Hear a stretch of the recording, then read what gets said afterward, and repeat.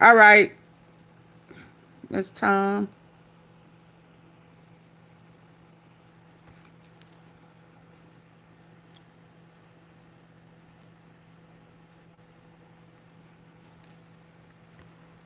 Let's jump on in there.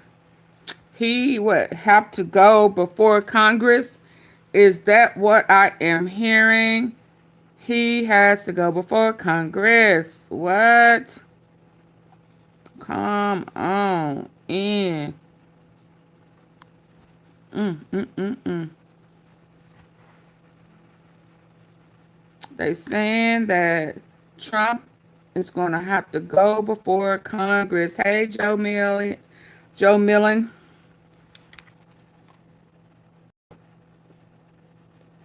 Word on the street is he going to have to go before Congress. Man, I don't know why I'm excited. Maybe just because for the embarrassment of it all. Impeachment coming. Hey, Cynthia, because all he going to do is clown like his female clowns did. Baby. Yes. So here he might as well let hey Specs, he might as well let Bill Clinton speak before the people.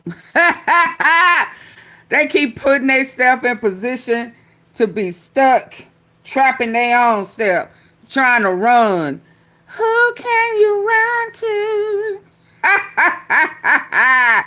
To hide all these by IDs, huh?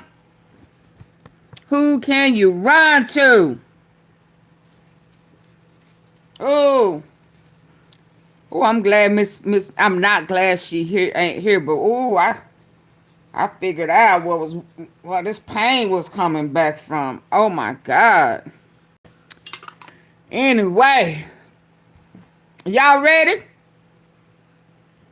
Y'all ready? Come on in, hitting the like button. Let's hear why he had Trump's lawyers make huge blunder and leave him exposed.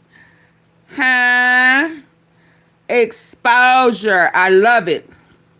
Where the body's at? Donald Trump will soon be sitting for a deposition, Ooh. sworn statement under oath, in a case that he brought against the British Broadcasting Corporation about their coverage of his speech on the ellipse on Jan 6th, and he has no one to blame but his own lawyers. Forget talking truth to power. Are the lawyers for Donald Trump speaking to him at all? Because he rude and disrespectful. Decided to go to federal court and oppose British Broadcasting Corporation's motion to stop all discovery, all depositions, until the BBC's motion to dismiss the case for lack of personal jurisdiction and other reasons is decided by the court.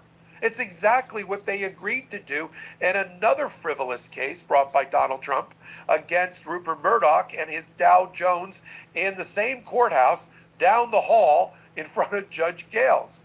But now they're in front of Judge Altman, a Trump appointee, maybe that's the reason, from 2019, and they decided, no, we want to be deposed. We want Donald Trump to have to sit in a chair. Absolutely. And potentially have to take the Fifth Amendment in response to questions and tell about the truth. What happened on Jan 6th. So they can catch his ass in some more lies. I'm Michael Popak. You're on Midas Touch Network. It's been a long time coming. So sit your ass down and raise your hand and swear to tell the truth, the whole truth. What's that? So help you God, the Father and the Holy Spirit. The one that you scared of.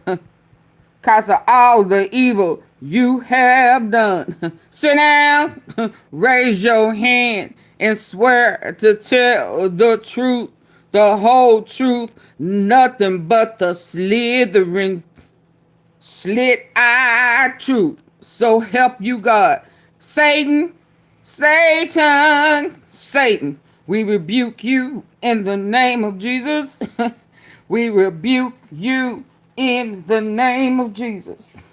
Get thee behind me with your lying, slithering tongue. Yes, sir, we ready. for you to have to stand. We know you're gonna lie, but I want to see the embarrassment. So I can imagine some mashed potatoes on your head. Mashed potatoes whipped with milk and butter, sitting on your head, so I can point, and laugh at you. One of Let's them were go. entities. One of them was the British Broadcasting Corporation, because he didn't like the fact that they BBC. edited the first part of his ellipse speech with the second part of his ellipse speech and made it look like, I don't know, it's his own words, that he was actually going to go down to the Capitol with the insurrectionists. I mean, that's what he said. In any event, he didn't like it, because he sues everybody that he doesn't like Wall Street Journal and BBC and the Pulitzer Prize Board and the New York Times and Michael Cohen, et cetera, et cetera. So just to contrast these two cases, they're about 6 months apart. He files against the Dow Jones Wall Street Journal and Rupert Murdoch. And there, same lawyers, different judge, Judge Gales, Democrat appointee. They decide, well, why don't we let Dow Jones do their motion to dismiss, and we'll have a hearing on it, and then we'll do discovery later. In other words, we won't subject Trump to a deposition. Okay. They filed their motion to dismiss. The judge heard it. I know your business. My gut is he's going to dismiss the case. A month or two ago, Donald Trump, same lawyers, Alejandro Brito, this guy in Coral Gables, Florida, files in same courthouse, Southern District of Florida, in Miami, right down the hall, Judge Altman. Only difference is the random wheel assignment lands on a Trump-appointed judge from 2019. Okay, I wouldn't call him MAGA, but a Trump-appointed judge nonetheless. British Broadcasting Corporation, represented by different people, different lawyers, they file a motion to stop the discovery until they get a chance to file their motion to dismiss. Now, let me give it to you from a practitioner standpoint and knowing federal court practice. Federal judges automatically don't like to stop discovery. State court, you got a better shot. If you're in state court, you can try to convince a state court judge, depending upon your state, to stop all discovery while a motion to dismiss the case is pending. Federal court doesn't like to stop cases. And they certainly don't like to do it when you haven't yet filed your motion to dismiss. And this was the problem for the BBC. They didn't file their motion to dismiss. They talked about it. It's coming, Judge. We think it's going to say this. You'll be interested in it, and it'll be dispositive, meaning it'll get rid of the whole case. And that's not quite how you handle it, especially in the Southern District of Florida and in front of Judge Altman. But this will backfire for Donald Trump. This is yet another case where he's decided for political gain, political purposes, for PR, he's going to sue all of his enemies. And he has Melania do it as well. Melania going after Michael Wolff, the journalist, in a lawsuit. All this does is expose them, since he's doing something unheard of and that has never been done in the history of our presidency, which is a sitting president decides to grind his axe against his enemies and go after his enemies list by civil or criminal cases. We've never had that before.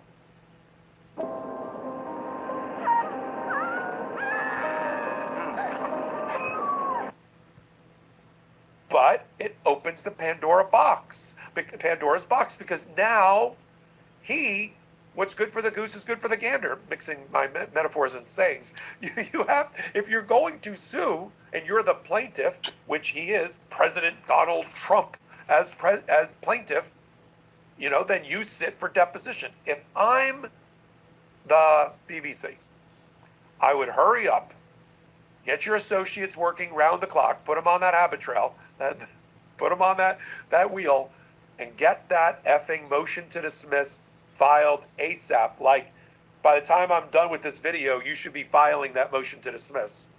And along with it, ask for a renewed hearing on the motion to stay discovery. Failing that, if that's not your strategy, then take the cards you've been dealt and set Donald Trump for deposition. And anybody else you can think of that's relevant. This episode is brought to you by IQ Bar, our exclusive snack, hydration, and coffee sponsor. IQ Bar Pro IQ Mix, just 20% off. Text Legal AF to 4,000. That's Legal AF. Terms for detail. BC. Go set Trump for deposition. The judge lining, that's a gift to the BBC. Go set Trump for deposition.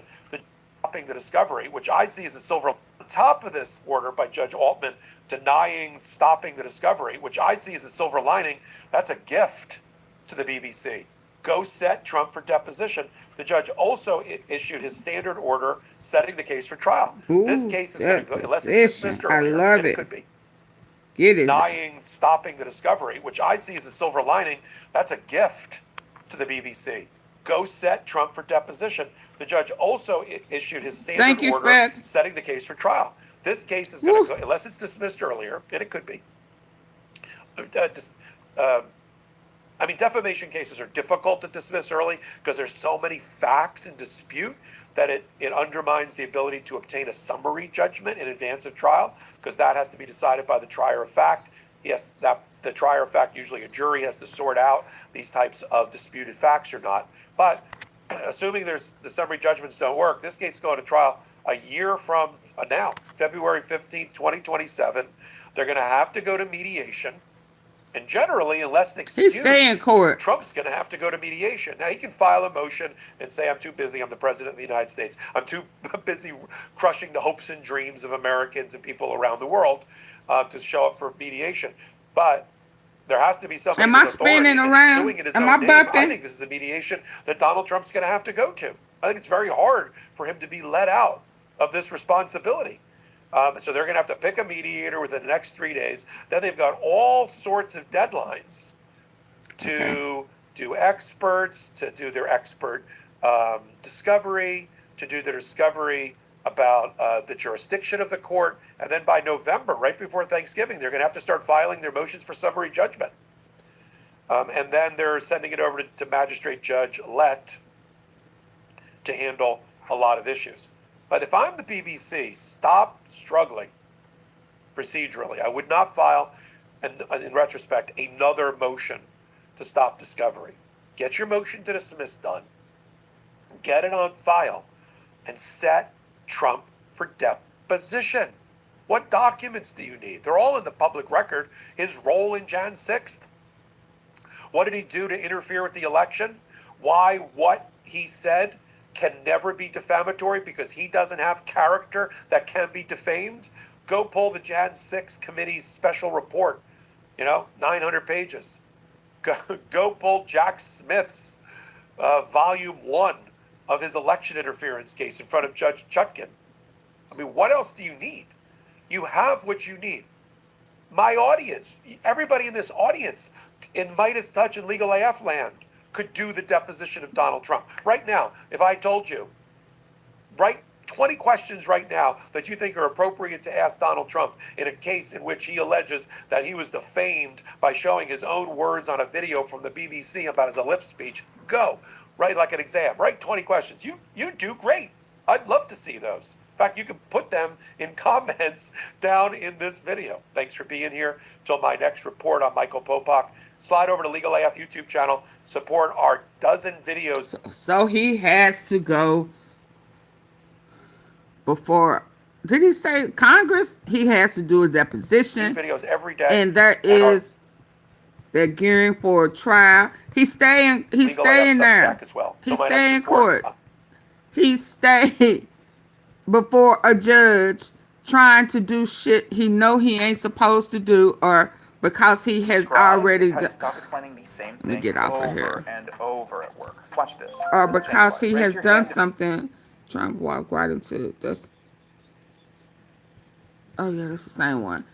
Cause he know he keep doing stuff he know he ain't supposed to do. He keep trying to bug the system. Hold on. Worse than it looks. What's worse than it looks?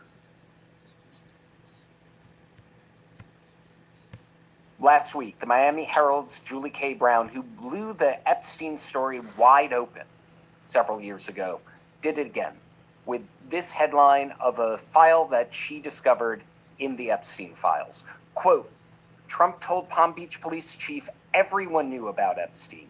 Maxwell was evil. And just like her original investigation, perversion of justice, this has had an aftermath that keeps on going.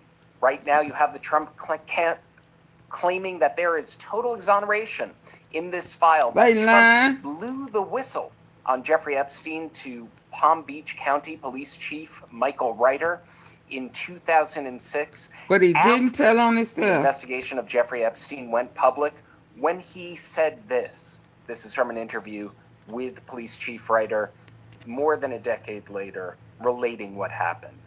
Donald Trump told him that he threw Epstein out of his club. Trump called the PBPD to tell him, "Thank goodness you're stopping him. Everyone has known he's been doing this." Trump told him people in New York knew Epstein was disgusting. Trump said Maxwell was Epstein's operative. She is evil, and focus on her. That's from an FBI interview in 2019 when the Epstein investigation was ongoing. Here to discuss the actual significance of that passage in context is Florida lawman, former Florida State Attorney, Dave Arenberg. Dave, how are you doing? It's great to be with you. I'm doing fine, Adam. Thanks for having me. And this was supposed to be exoneration for President Trump, but it turned into a self-own. Right. And let's talk about why that is. You have people in the Trump camp calling him a whistleblower. He blew the whistle on Jeffrey Epstein and Ghislaine Maxwell. He said, "She is evil, focus on her," in 2006. What is the significance of that date? And can someone be a whistleblower after they learn about the existence of an investigation? No, 2006 was when Epstein was charged with crimes, or at least the investigation was in full force. You had a very motivated police chief out there, Michael Reiter, on Palm Beach, who wanted to take Epstein down. He was frustrated with the slow process at the local state attorney's office, my old office. This was 3 administrations before I was there. And so he then went to the feds and said, "Feds, come on in and take this over." So he would have loved to have witnesses. He would have loved to have a prominent person like Donald Trump come forward, but Trump did not until 2006. Now, 2006 is when the thing was over. The gig was up. And after Epstein was arrested, then Trump then went and called the police chief and said, "Good, guys, sleazebag, Ghislaine Maxwell's evil.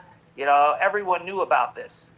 But then later in 2019, Trump said, "I didn't know anything about this." So it's not exactly you knew about it and moved her to a sweet in that prison. He said that everyone knew back then, and then more recently said, "I didn't know anything."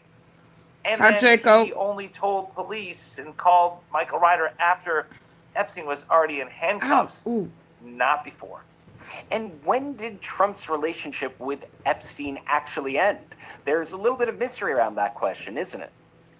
Yeah, I always wondered why Trump didn't lean into the buzz that was around Palm Beach, in that Epstein was not a member of Mar-a-Lago, but he was a frequent guest. And when he was a guest, he inappropriately was hitting on the underage daughter of a member. Now, just awful. So, and then Trump found out because the member spoke to Trump about it, and then Trump kicked him out. And I always wondered why he didn't lean into that, because that would make him look good. Well, Trump's explanation of why he broke off with Epstein changed.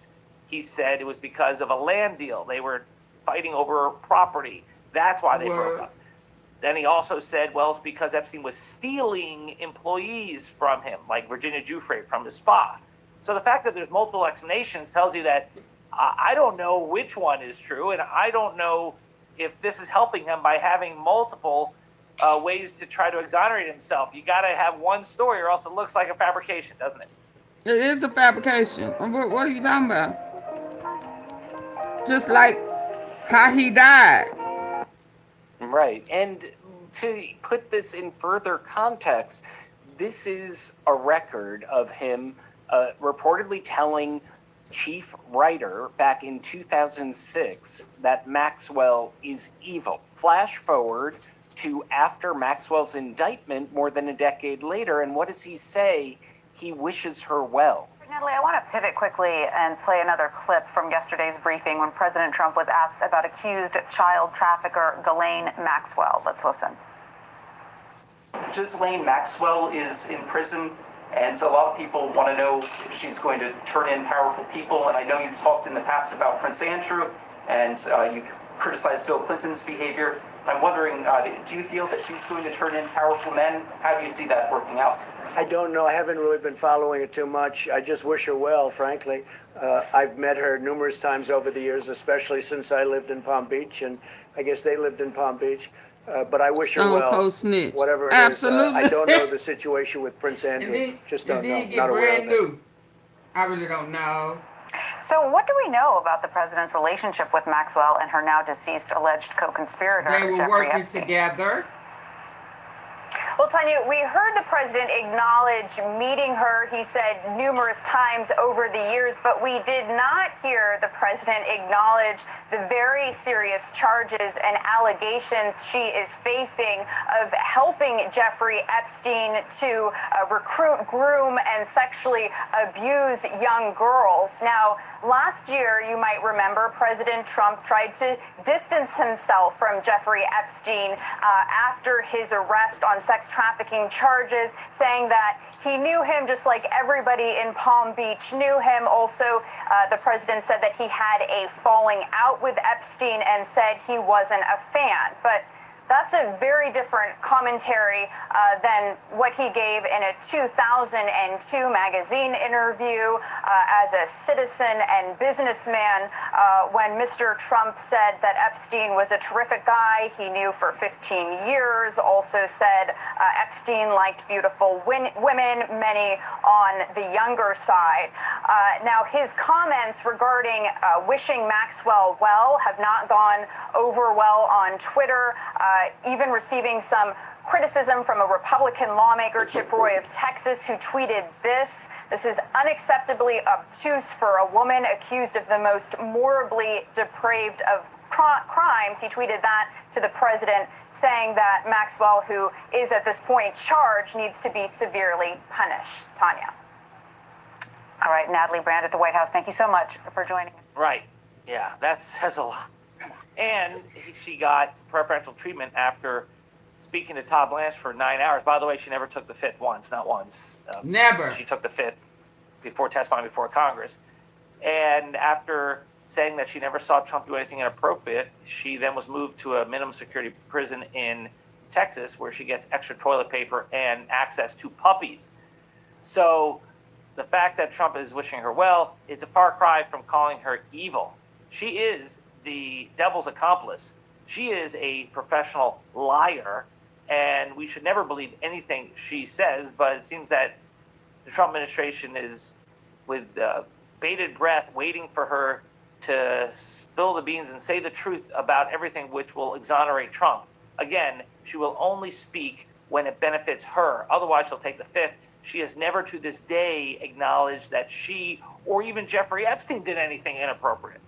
Right, and I can see why people in the Trump camp are latching on to this. This is how we would want a president of the United States to act when confronted with the depravity of Jeffrey Epstein.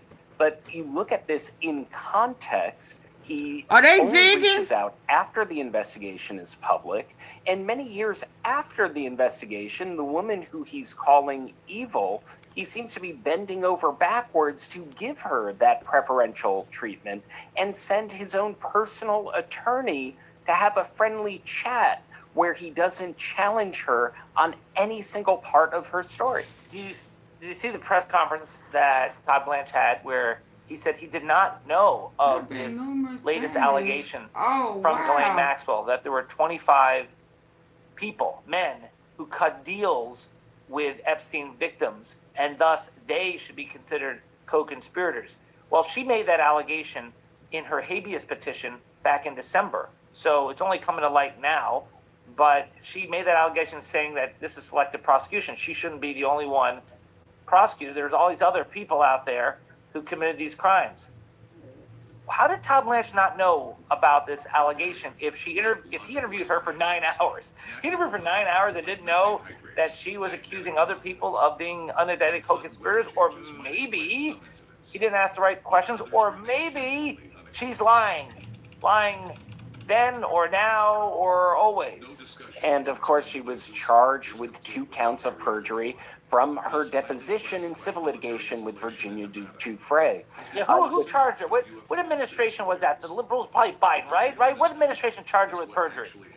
That was Trump 1.0. And all of a sudden, she's a trustworthy person who you send Trump's personal attorney to have a friendly dialogue, a friendly chat. You can't really even call it an interview. Let's talk about some of the things that came out in the Epstein files that completely undermined what Ghislaine Maxwell told Todd Blanche during that friendly 2-day conversation. One of the things that Ghislaine Maxwell said during that conversation, and several other times, even outside of that conversation, was that the infamous photo, the photo everyone has seen of Virginia Giuffre and Ghislaine Maxwell and then Prince Andrew, she called it a fake. We found out in the Epstein files that she admitted its authenticity. There are a couple of other files that show her several of the things that she told Todd Blanche, denying that she ever saw Donald Trump and Epstein in a room together, that could completely contradicting that. Is this house of cards falling? Well, it's hard to say, because it does seem like as long as Mike Johnson is there will be no real repercussions. Like, you see accountability in Europe. You see Prince Andrew no longer Prince. You see this guy Mendelsohn being chastised and demoted, and you see all these other officials around the world, but nothing in the United States except for Ghislaine Maxwell being prosecuted, and that happened years ago. So is the house of cards starting to fall? I think once Mike Johnson is not there, I think you'll see real congressional inquiries. The Democrats will go after him. I think you'll see Republicans not want to stand in the way of this. This is toxic. They don't want to get in front of this train. And I do think there'll be more accountability. But right now, Mike Johnson has been a stalwart to protect the president and to try to prevent the public from seeing these files. After all, he adjourned Congress to make sure that a new member of Congress wasn't seated, so they couldn't vote on releasing the files. It's such a good point that you make about accountability happening in other places. You mentioned then Prince Andrew losing his royal titles and other countries taking action. I saw investigations opening up in Latvia and Lithuania. Is that the way things are headed now that the Department of Justice under Trump loses all credibility, that they hang under every thread that would seem to exonerate their side and bury their heads on everything that does not, that we have to look to other countries that still have credible investigations carry this thing forward? Yeah, I think the fact that there is accountability elsewhere is starting to make people talk in Washington, D.C., that we can't be the only country that builds a wall around those who were involved with Epstein to protect them. I mean, there's got to be accountability. Here's one way you can do it. Howard Lutnick, who is the Secretary of Commerce, who said to a TV interview that he lived next door to Epstein, and when he and his wife visited, the one time they did, they saw a massage table and candles, and it was so creepy. And then Epstein said something to the effect of, you know what kind of massages I like, something really creepy. And so Lutnick stormed out, said, we are never going to speak to these people again. And yet, turns out, he and his wife and his children went to Epstein Island for lunch, and apparently had multiple communications with Epstein and even had some business with Epstein. So much for that. You know, at some point, when you continue to lie about it, there should be repercussions. And now you have Republicans even calling for his head. I think as long as Mike Johnson is there to protect Trump, I think that you never have to say you're sorry. Well, we'll leave it at that. Thank you, Dave, for breaking it down. Thanks for having me. And if I could plug my Substack real quick. Hold on. Hello.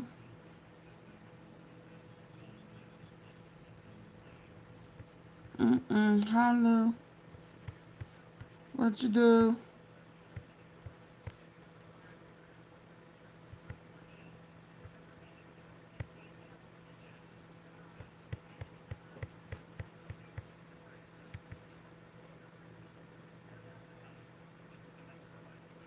Let's see. Hold on.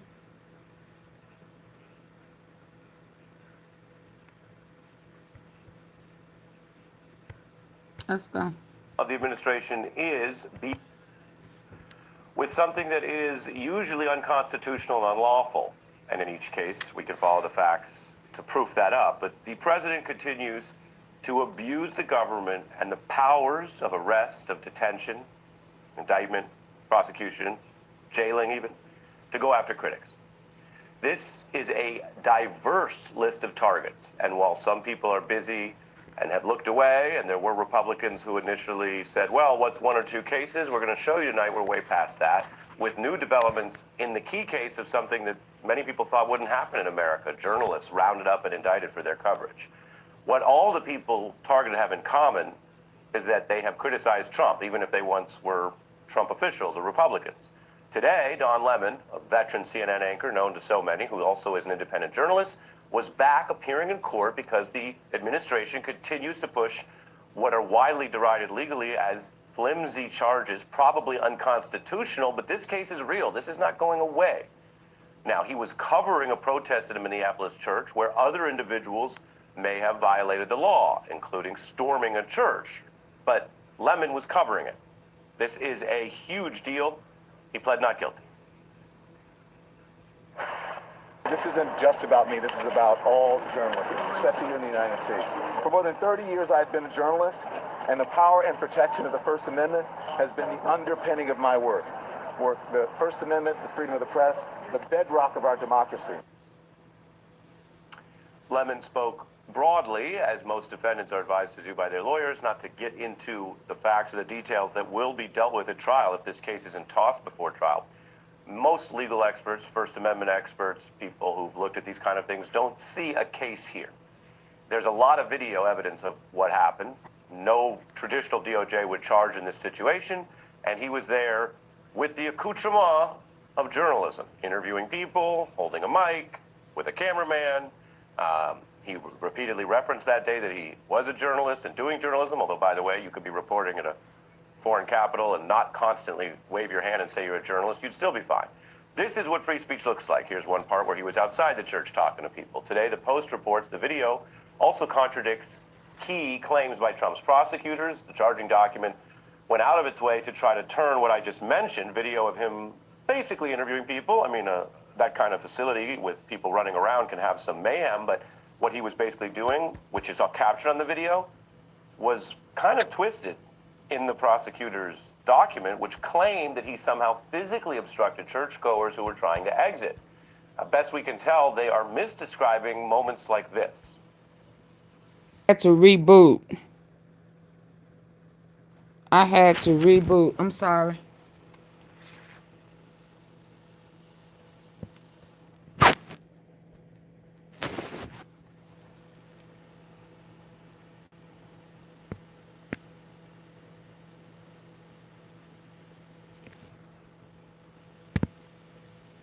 I don't know what's going on.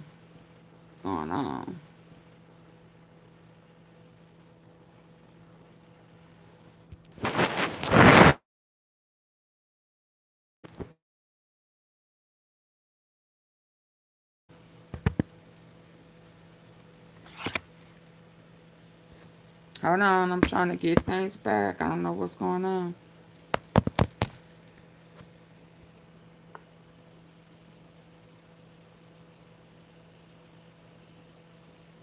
Technical issues.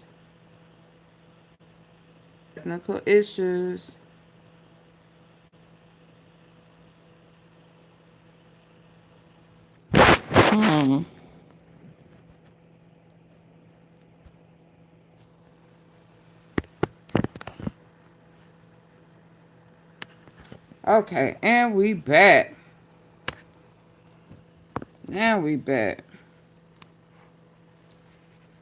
Let's go.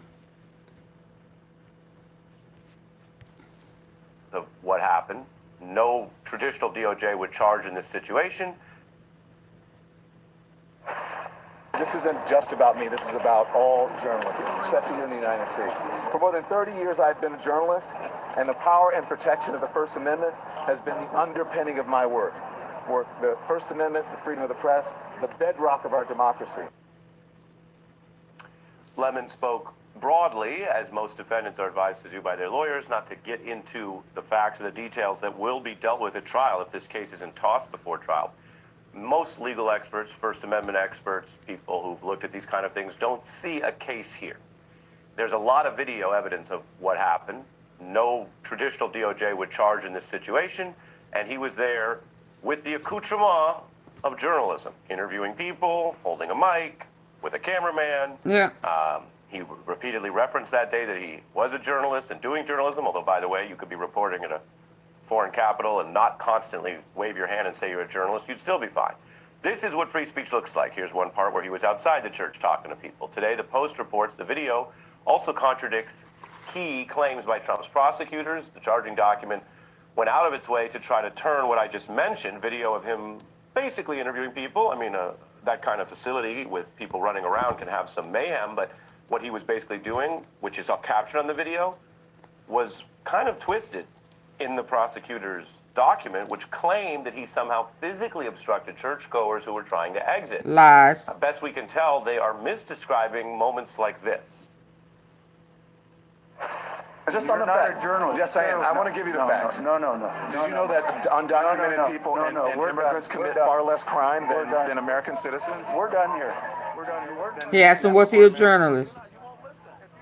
What you're looking at there is standard free speech. Lemon's asking questions and talking. This gentleman talked for a while and decided that we're done and wanted to leave. He has every right. The man you see on the left, every much as right as Mr. Lemon has, both of them, to speak in this country. As for the physicality, well, you saw it with your own eyes. Lemon sort of moved with the man and at one point held the door open for him. Now, that is the incident they're trying to use. More broadly, we know that Mr. Lemon, a veteran of CNN, now independent, has been publicly using his speech rights to times cover and criticize President Trump. And that's why. Donald Trump didn't conduct himself properly. Donald Trump inspired an insurrection. What he's doing is objectively bad for the world, is objectively bad for our democracy. History's not going to look fondly on Donald Trump for doing what he's doing. Donald Trump is strong-arming, bullying.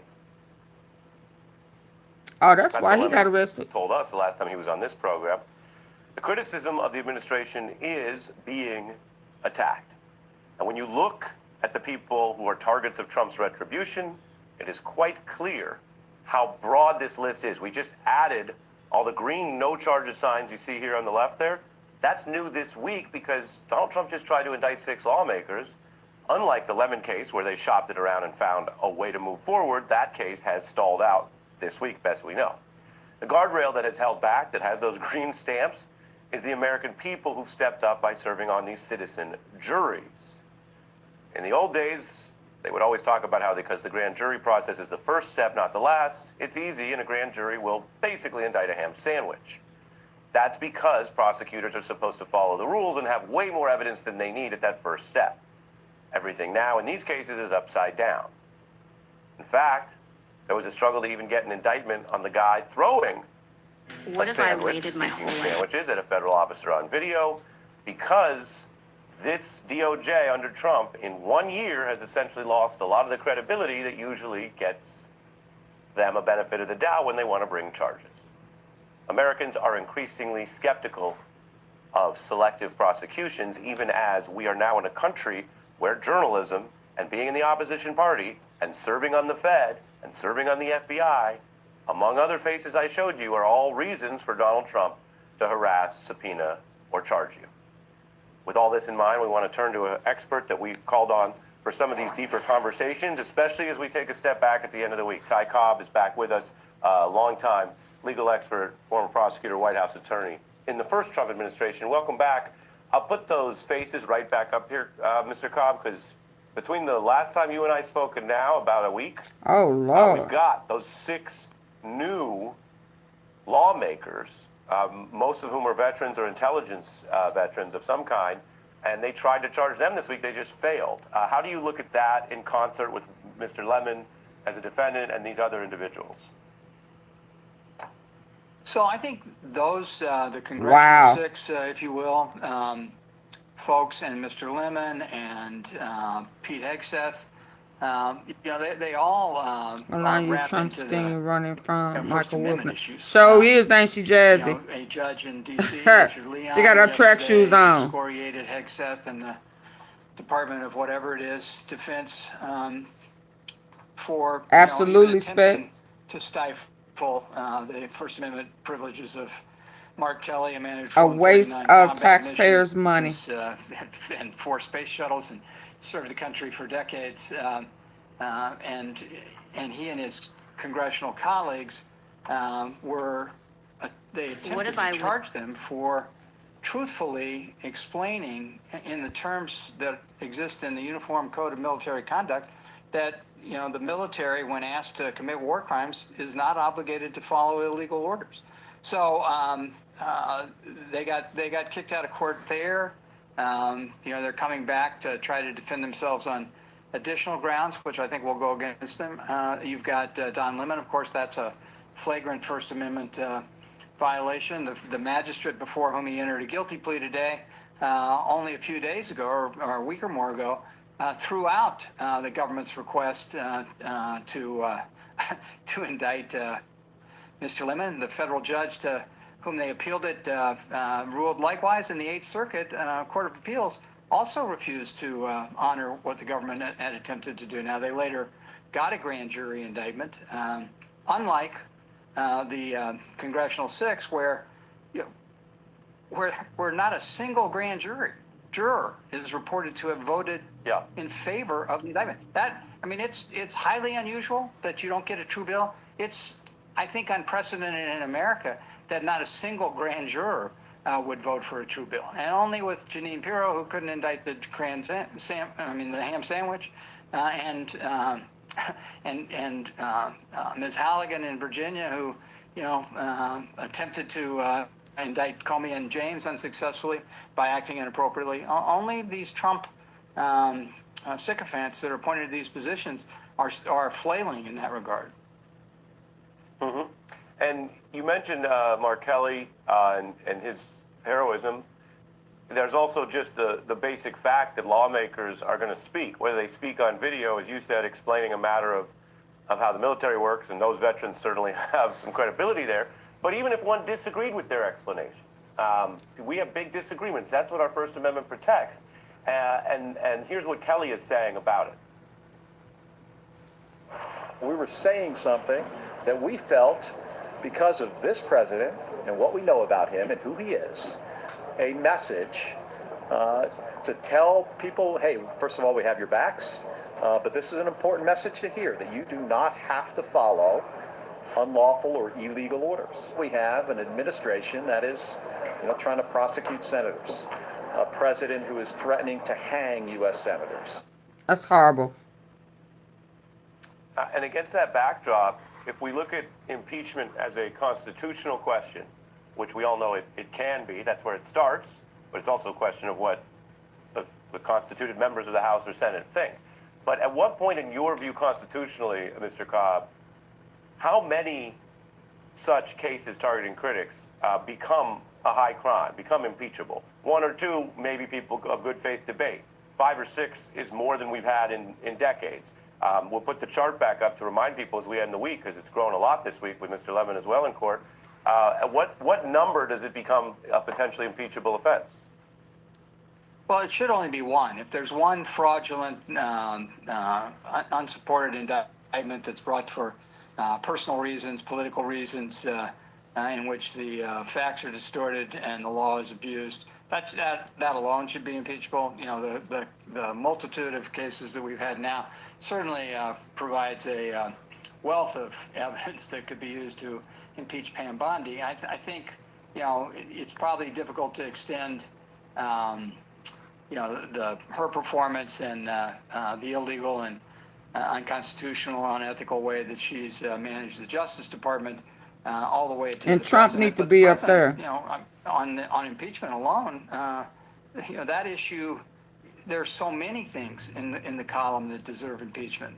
Taking a $500 million bribe from the slow you down because you're very knowledgeable about these things, and so you're referring to, of course, the impeachment clause is a congressional power under the Constitution for both the president. That's what we hear about the most. But you're reminding people it exists for other officers. Are you suggesting that if the Democrats were to win the House, because we can see how this has not gotten oversight from most Republicans, a few criticize it, but very few. You're suggesting that they could also try to impeach, say, Bondi, Blanche, those responsible for this miscarriage of politicized justice? So I'm not so sure about Blanche, whether the confession that he extorted out of Ghislaine Maxwell in exchange for favorable treatment, whether that rises to an impeachable offense. Perhaps it does, but certainly with regard to Bondi, she obviously unfit for office based on her performance yesterday. Kristi Noem, who's supervising the execution of American citizens and lying about them as being alleged terrorists. Hegseth and the multitude of classified violations that he has, and as well as the war crimes being committed at his behest. All of those people should be impeached for sure, and I expect that we'll see articles introduced if the Democrats are lucky enough to take over the House.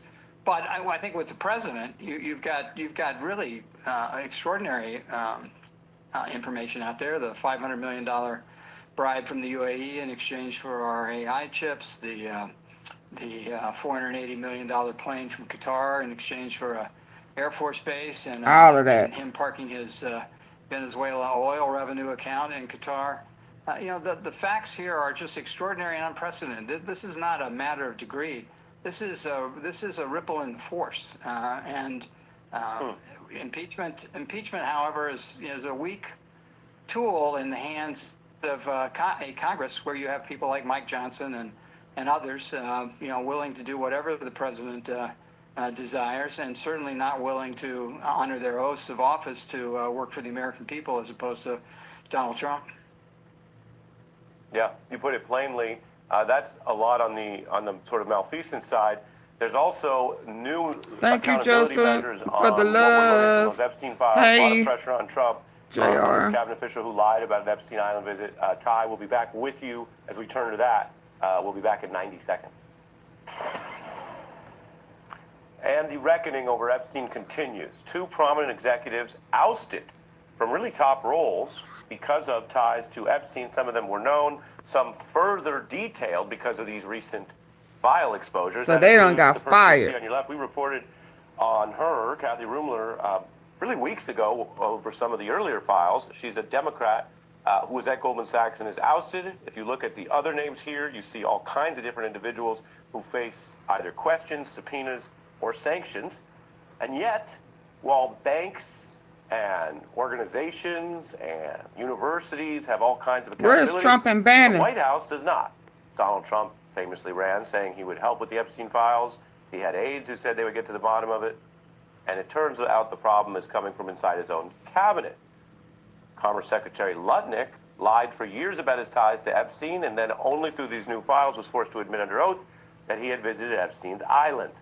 The Wall Street Journal reports tensions are rising, that Lutnick's revelation, his confession, deepened the White House's Epstein woes. That's putting it mildly. It also appears to attempts to deflect questions about Epstein. From what I hear, he was there with his wife and children. And I guess in some cases, some people were. I wasn't. I was never there. Did you, in fact, You make just the visit be lying. to Jeffrey Epstein? Oh, I wasn't. I was never there. I did have lunch with him as I was on a boat going across on a family vacation. Secretary Lutnick remains a very important member of President Trump's team, and the president fully supports the secretary. There you have it. Ty Cobb is back with us. Do you view the history here, as well as Mr. Lutnick lying about this while he was in office, while he was Commerce Secretary in the last year, as something that should merit his dismissal? And what do you think, given you have a lot of experience, about this sort of contrast that, maybe it's for public pressure reasons, what they might call the quote optics, but the banks and some of the big institutions seem to be making more changes in response to what's come out than the White House itself. Yes, Lutnick and any other administration would have been gone long ago. So would have. But certainly this type of conduct Just would never don't be have tolerated by any any president, coup, without any requesting integrity, his resignation. And frankly, president shouldn't have to integrity, request the none. resignation of anybody with integrity in those positions when confronted with, misconduct of this type. In history, even Nixon resigned when humiliated. Lutnick's testimony interesting because he tries to minimize the incident on the island where he took his wife and kids. Children.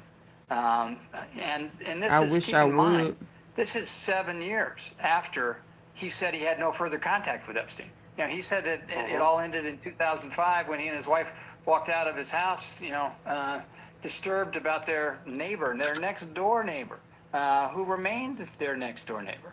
And also, it's not only did he lie about the island visit and that conduct, but within another year or two after the island visit, he and Epstein both invested multi-million dollars in the same joint venture. So these are deep ties. I mean, in Europe, people who are just mentioned in the files are resigning. Lutnick, having lied about his participation, should be long gone. Yeah. On the investigative side, I'll put up what we now learned from the DOJ. I thought this was one of the most striking documents. You don't usually see them in public, which is the inner circle and who they were tracing. Obviously, everyone has a right to a lawyer, but they don't have a right to lawyers who commit crimes. You can use an accountant, but they were clearly subpoenaing and looking at some of these individuals. One of them, Brunel, indicted and then died abroad. How do you interpret this, given your background? Obviously, it's possible that good faith, honest prosecutors did run down these leads. It just didn't find enough to prosecute inside the U.S. It's also possible that there's more to the story, given everything we've learned. How do you who is view that? it based on what we know at this time? So I think there is a distinction between unethical, disgusting, inappropriate conduct and criminal activity. It's not always clear what that is. But keep in mind, there were very competent prosecutors involved.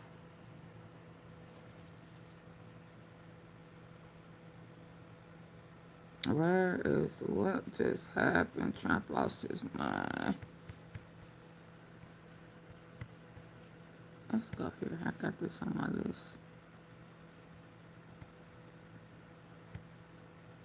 There's something deeply up with you. Videos of girls dancing in a Manhattan townhouse, model castings, pornography of all kinds. These are just a few of the more than 2,000 videos released under the Epstein Files Transparency Act. Plus, there are interviews where Epstein calls himself a Tier 1 sexual predator. Maybe you think you're the devil himself. I don't know. Why would you say that? We dug through hours of footage to find some of the creepiest but most telling clips. Welcome to Sidebar, presented by Law and Crime. I'm Jesse Weber. All right, quick 180 before we jump into this. I know I talk about sponsors, but when I'm passionate about one, how can I not talk about it? Proof Wallet. We are referring to more than 2,000 videos with hours of photos, unfortunately. What about the Sidebar? Order yours today. So much about the Epstein files these past few weeks. The emails, the case summaries, the reports, the photos, unfortunately. What about the videos? What about the tapes? What about the Epstein tapes? From a legal point of view, I will tell you, sometimes I can't think of a more compelling piece of evidence to show a jury than videos, because videos, they capture something that no other piece of evidence can. Movements, actions, time, behavior. And here, again, I'll throw in the unfortunately, there are tapes in the Epstein files release that we got to talk about. We are referring to more than 2,000 videos with hours of footage, all a part of the Department of Justice's release of materials through the Epstein Files Transparency Act. And this includes the tapes of Jeffrey Epstein himself, which are particularly strange because we never really hear this guy speak before, let alone in this way. And remember, he's the man at the center of all this, and we'll get to that. But I do want to preface this by saying that much of the footage is redacted, and we don't know the ages or the identities of the women and the girls that have been covered by black boxes, so I'll be just calling them females, since, again, we don't know how old they are. Now, I do want to talk about arguably some of the most uncomfortable clips first, okay? Some of the footage included in the release is pretty innocuous. Someone playing with a small dog, what looks like a promotional piece for Little St. James Island, often called included in the release is pretty innocuous. Someone playing with a small dog, what looks like a promotional piece for Little St. James Island, often called Epstein's Island, which he owned. Now, I say innocuous, we know what was happening on that island was allegedly not innocent. Multiple victims have come forward to say that they were assaulted and abused on that island. That island is also the centerpiece for many potential scandals, with people questioning whether some of the world's wealthiest and most powerful people visited it. If there's a claim that you visited that island, it's as toxic as it gets. Now, some of the clips, although they're redacted, obviously pornography sites. It's unclear how many of the clips were from legitimate online porn sites and how many were created by Epstein's victims at his behest. But several of the porn videos have website watermarks at the bottom referencing teens, unfortunately. But other videos are just strange. For example, you got this selfie video of Epstein making weird and unsettling faces into the camera. There's another that shows him standing up on a countertop in a large kitchen and then getting down and literally chasing a female around the room. Again, I don't know how old this person is. There's also footage of him dancing with someone in what appears to be a hallway. You know what? Actually, there are lots of dancing videos, with several apparently filmed in Epstein's office at his home in New York City. And I just gotta say this, how creepy is this one? In one of the videos, you can clearly see a paternity test, this kit sitting on Epstein's desk. Wow, Some of the DNA. footage is especially unsettling because while we don't know the age of the females in the video, there are also stuffed animals visible in the frame. For example, this selfie video of someone holding a Cookie Monster doll, and another, which we can assume, based on the context, contains pornographic material, shows a teddy bear in the background. And there's even a video of someone playing with a young child, handing them various toys and stuffed animals. We don't know who this child is, Oh, wow. where this video was taken, the connection to Epstein, but obviously really concerning. And remember, Oh, wow. before he died, he was facing federal sex trafficking of minors charges. There's also around 14 hours of footage in all, and much of it is made up of short snippets of video. There's almost zero context provided Yeah, for I where the got videos that came tonal from, stuff. who they show, why Epstein might have kept them, whether or not they were going to be pivotal in his criminal trial. I tell you this, there's a clip of someone filming a woman receiving a massage, and pretty disturbing when you consider that Epstein and his partner, Ghislaine Maxwell, they were accused of luring teen girls to his home with the promise of money in exchange for a massage. That was the grooming tactic, right? That's what led to the abuse. That's what led to the escalation. There's footage of someone taking a bubble bath. There's dozens of videos apparently sent from women and girls to Epstein showing them in various states of undress. And there are videos that are apparently sent to Epstein or his staff. Getting all the flavors of all the jellies. Already got 4 bags, but she thought it wouldn't be enough, so she's getting some more. She's very serious about it.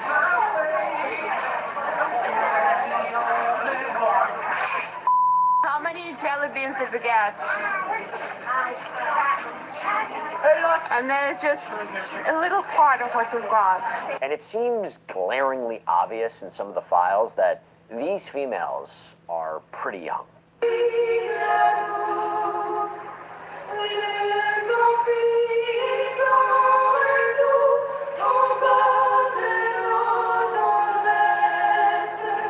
In another creepy section of the Oh, files, we wow. can see a kind of grainy black and white image of an office, which appears to have been taken from a security camera of some kind. And you know, there have been a lot of differing information about surveillance in Epstein's homes. You have photos that were taken inside his Manhattan townhouse by law enforcement after his 2019 arrest that show at least 2 cameras near the ceiling, so one in a bedroom and one in a hallway, as well as some sort of base of operations. And there's a sign on the door that says 24-hour video surveillance. Now, the thing about that is, in these files, in this Epstein release, there was a 2014 email sent by Epstein that says, "Let's get 3 motion-detected hidden cameras that record, thanks." And there's long been speculation that Epstein was filming basically everything all the time in order to use the videos to blackmail the world's elite. That was a common allegation, a common theory, but in an email included in the files, there was an agent who sent the following to then FBI Deputy Director Dan Bongino, and it says, quote, during the searches of Epstein's New York residence and USVI residence in 2019, the FBI searched for videos and surveillance cameras. My understanding from the case agent is that there were no cameras found inside any bedrooms or living areas of either residence. I understand that surveillance cameras were located near the entrances of the residences. So if that's true, okay, that's strange, but also, did something change? I don't know. You know, is it always the case that there wasn't something there, or why they couldn't find it? I don't know. It's just interesting to say the least.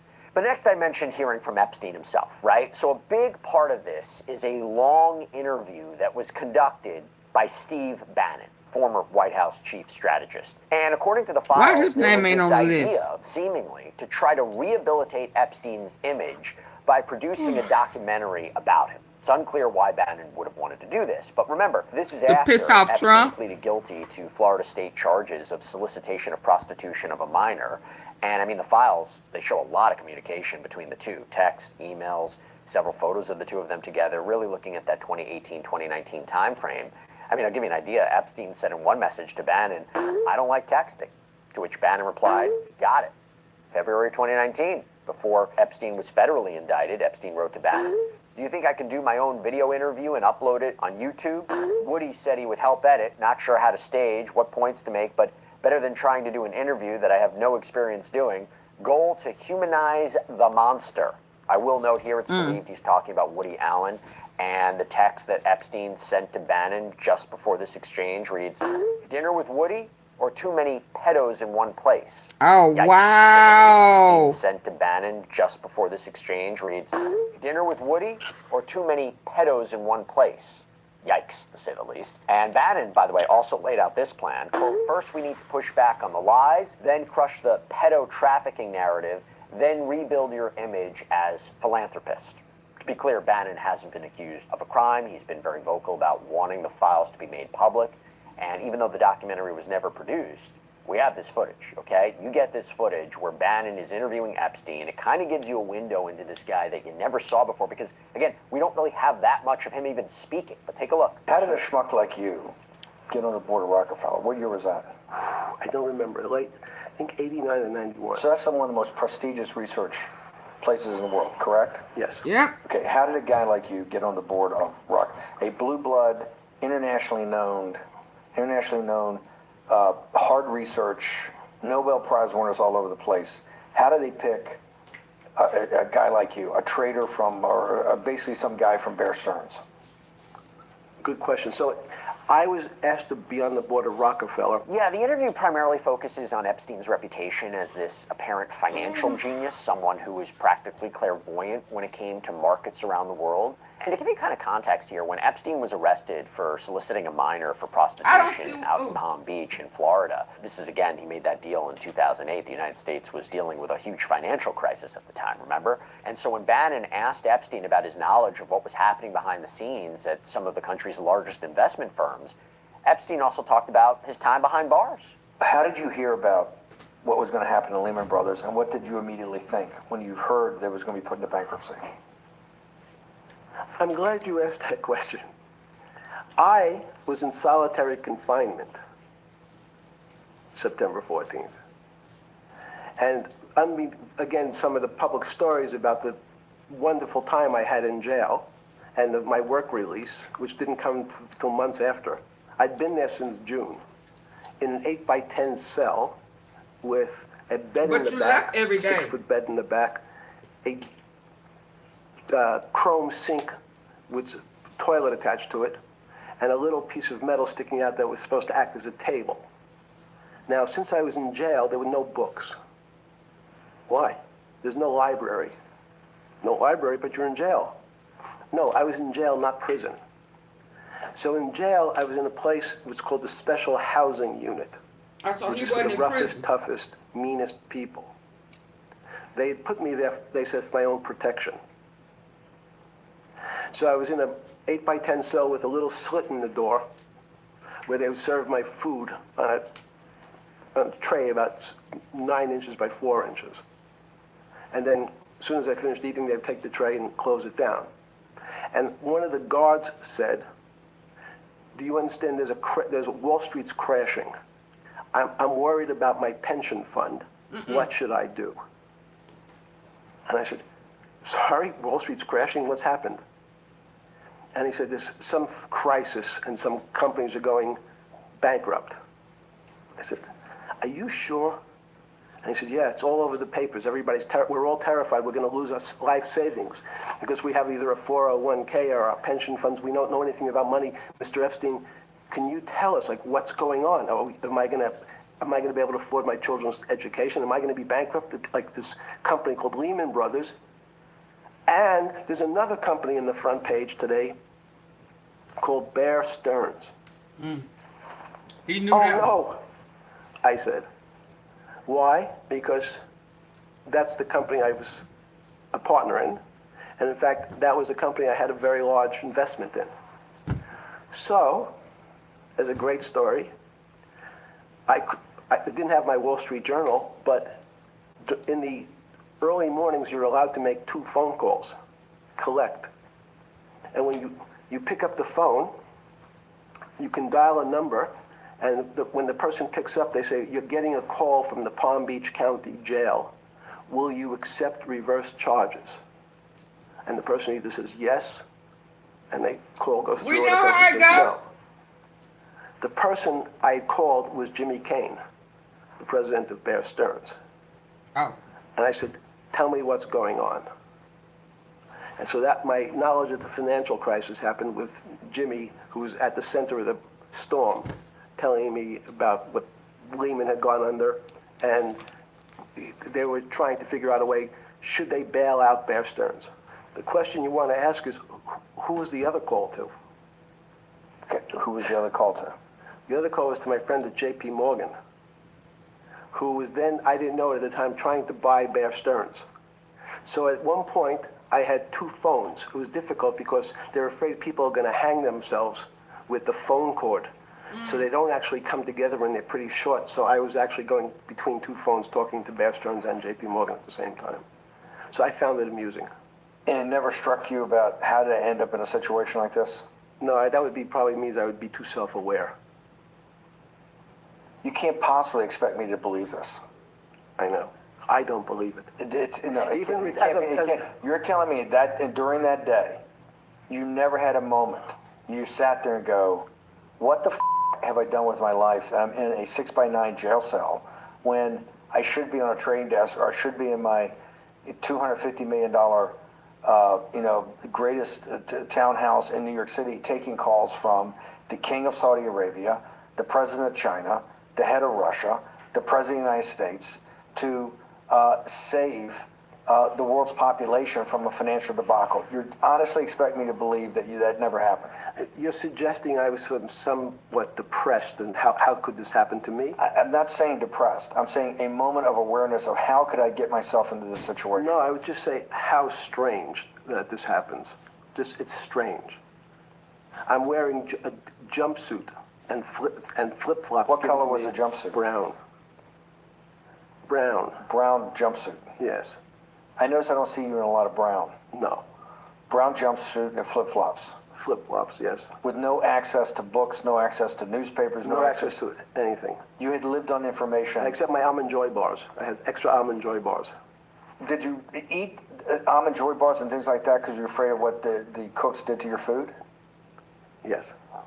Is that because of that you were in for the crimes that you were in for? No, it was just in fact, I was. Because you're wealthy? Yes. How did you know that? Well, people would constantly come if I was passing by or have to go for my medical. People would either ask to borrow money or make some other types of comments about. In the beginning, what were the comments? At the beginning, what were the comments?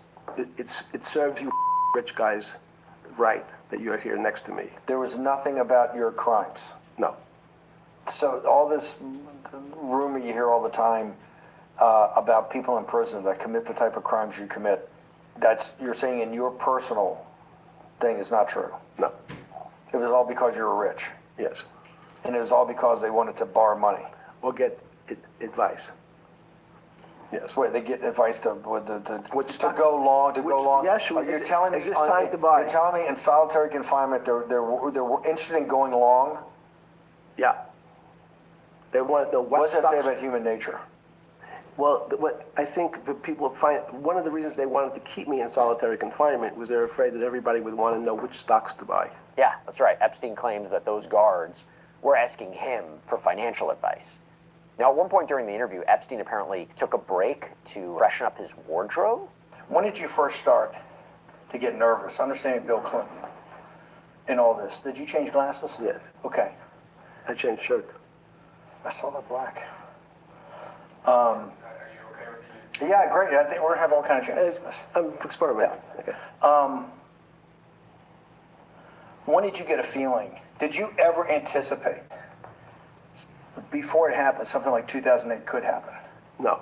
Bannon keeps coming back to the fact that Epstein, for all of his apparent knowledge of how the world works, he ended up in prison. Although I will say that his attorneys worked out what's been called that sweetheart deal with the then U.S. attorney in Miami, Alexander Acosta, which ended with Epstein avoiding serious federal charges, getting kind of a light sentence for the state charges. And throughout the interview, Bannon seems to kind of needle Epstein, referring to things like the Me Too movement and asking at one point, this was big, whether Epstein is the devil himself. When you say ownership in the system, it doesn't mean. Let's start over. Okay. Yeah. So flip over your phone too, because Yes. I don't want to hear Yes. So maybe flip it down or something. Yeah. Yeah, who knows what the comes over my phone? That's correct.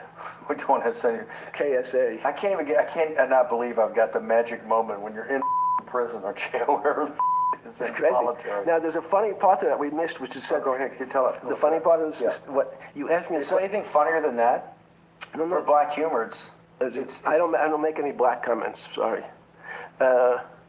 You asked me what I was wearing. That's right. You're too wrapped up in the Me Too movement. Yes. I just asked a question. Is your money dirty money? No, it's not.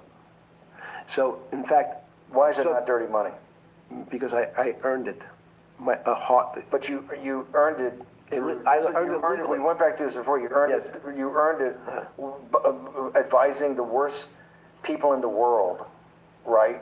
That do enormous bad things, and just to make more money. So, instead of asking me the question, should you take the money? Because I think it's a legitimate question. You think it's a legitimate question? Yes, no Why? question.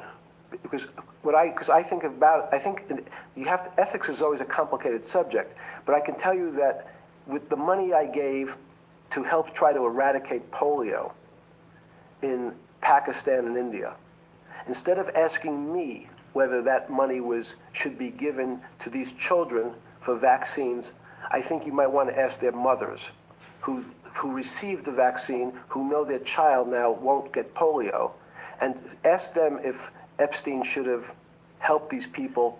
If we walked in, you're a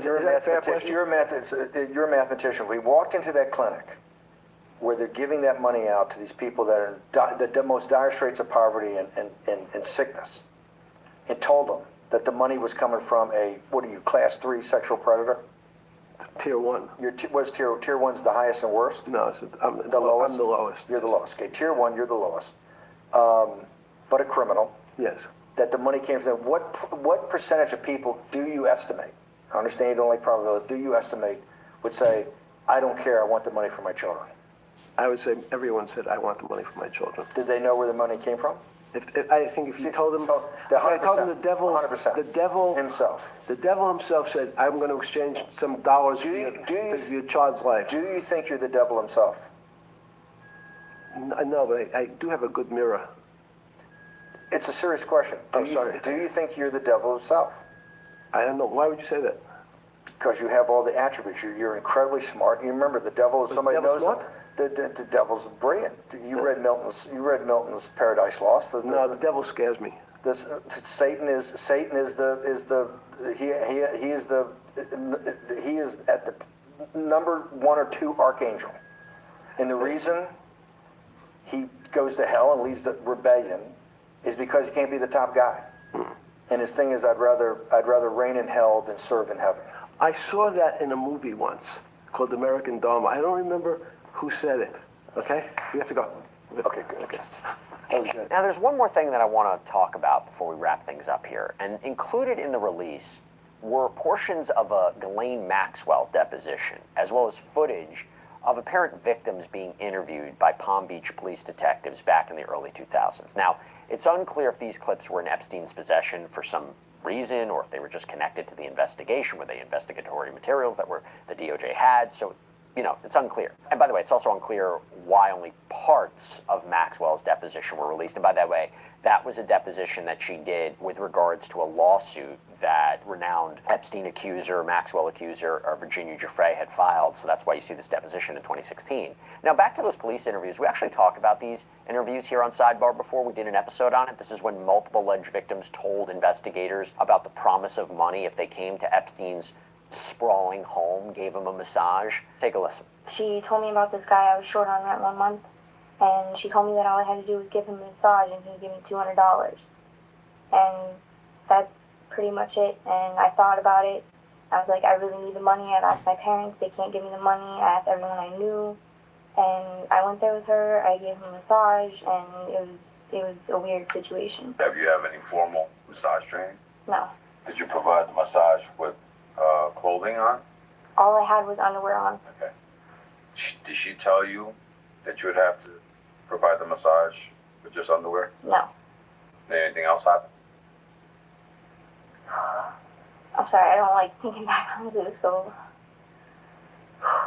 Okay, first of all, I know this is hard on you, okay? I know that you put this behind you. Yeah. A lot of people that I've talked to have, Mhm. okay? You're not the only person that he's done this to. Okay. And he just got up and walked out. He's like, okay, you can put your clothes on, and he closed the door. And you were paid how much? $200. He asked me for my phone number just in case he wanted to call me and come back, and they called me, and I never called them back. But in stark contrast, when Ghislaine Maxwell was deposed in April of 2016 pursuant to this lawsuit, she kind of feigned surprise that any such accusations were being made. Can you list for me all the girls that you have met and brought to Jeffrey Epstein's house that were under the age of 18? Check the form and foundation. I could only recall my family members that were there, and I could not make a list of anyone else because that never happened. But I can take off. I'm talking about during the time that you were working for Jeffrey Epstein. Right. Can you list all the girls that you found for Jeffrey Epstein that were under the age of 18 to come work for him in any capacity? Check the form and foundation. So I didn't find the girls. I didn't look for girls. You choose the word. She's such a liar. No, you don't choose the word. If you have a question, ask it. List all of the girls that you met and brought to Jeffrey Epstein's home for the purposes of employment that were under the age of 18. Check the form and foundation. I've already characterized what my job was, which was to find people, adults, professional people, to do the types of jobs that I listed before. Pool person, secretary, house person, chef, pilot, But I'm architect. talking about individuals under the age of 18, not adult persons, individuals under the age of 18. I only looked for people, tried to find people to fill professional jobs in professional situations. Underage lady. Under the age of 18, correct? I think we've established was 17 and a masseuse. I'm sorry, go ahead. Is she the only individual that you met for purposes of hiring someone for Jeffrey that was under the age of 18? Check the form and foundation. This characterizes their testimony. So I didn't hire people. I met people. Use the word hire. Yes, you did. I said met. Yes. So I interviewed people for jobs that were professional people for professional things, and I'm not aware of anyone aside from who clearly was a masseuse aged 17, but that's, at least that's how far we know that I can think of that fulfilled any professional capacity. Yeah, please hit the like button. List all the Please people help me reach under my the age of goals. 18 that you interacted with at any of Jeffrey's properties. I'm not aware of anybody that I interacted with. You sure are in a lot of pictures and you don't know Other than that you're not aware of. I had not any idea exactly of the youngest adult employee that I hired for Jeffrey. Right, When you say Danielle. adult employee, did you ever hire someone that was under the age of 18? Never. Did you ever bring someone Oh, my who was God. under, or invite someone who was under the age of 18 to Jeffrey's home? Put her back in the. Form and foundation. Right prison. Can you repeat the question? Yes. Did you ever invite anybody under the age of 18 to Jeffrey's home? Same objection. I have a number of friends that have children, and friends of mine who have kids, And you pimped them the too. invitation of my friends and their kids, I'm sure that I will have invited some of my friends' kids to come, if that's what you're referring to. No, anybody that is not a friend of yours, any female under the age of 18, did you invite them to come to Jeffrey's home? Check the Foreman Foundation. Again, as I said, I'm not aware of having invited anybody other than friends of mine who have children to the house. Did you invite to come to Jeffrey Epstein's home when she was under the age of 18? Maxwell, when did you... Check the Foreman Foundation. You can answer. I have no idea when I met her. Do you know how old she was when you met her? I have no idea how old she was when I met her. Is it possible that she was 13 years old when you first met her? Check the Foreman Foundation. First of all, the mother is Jeffrey's friend, and his mother was Jeffrey's friend, so may have been in the house when she was in the house. I had no idea how old she was. She was with her mother. I understand that she was with her mother. I'm asking you. Thank you for the bronze medal. I have no idea how old she was when. Was she under 18? Well, why are you employing people if you don't know how old I they have no are? idea how old she was when she was in the house. Oh my God. Who were the other 17-year-old masseuses they were aware of? I'm not aware of any. Were there any 16-year-old masseuses you were aware of? I'm not aware. Any 15? I just want to be clear. You should have been checking for The only ID. person that I'm aware of who claims to have been, we have to, well, I've established that I was 17, given that she has changed her age so many times. The only person that I'm aware of that was a masseuse at the time when I was present in the house. Maxwell, of course, would go to trial and be convicted of sex trafficking and sentenced to 20 years in prison. So there you go. Some videos to keep in mind as we're still trying to process everything that is coming out of this Epstein Files release. That's all we have for you right now here on Sidebar. Thank you so much for joining us. And as always, please subscribe on YouTube. Did I heard him say something about, wherever you I forgot what I heard him say, but it was about a minor. Oh my God, I was in the other room. Okay, let's get to it. Y'all get the likes up. Let's get the likes up. I'm finna start shifting gears. We're about to shift the gears. Hit the like button.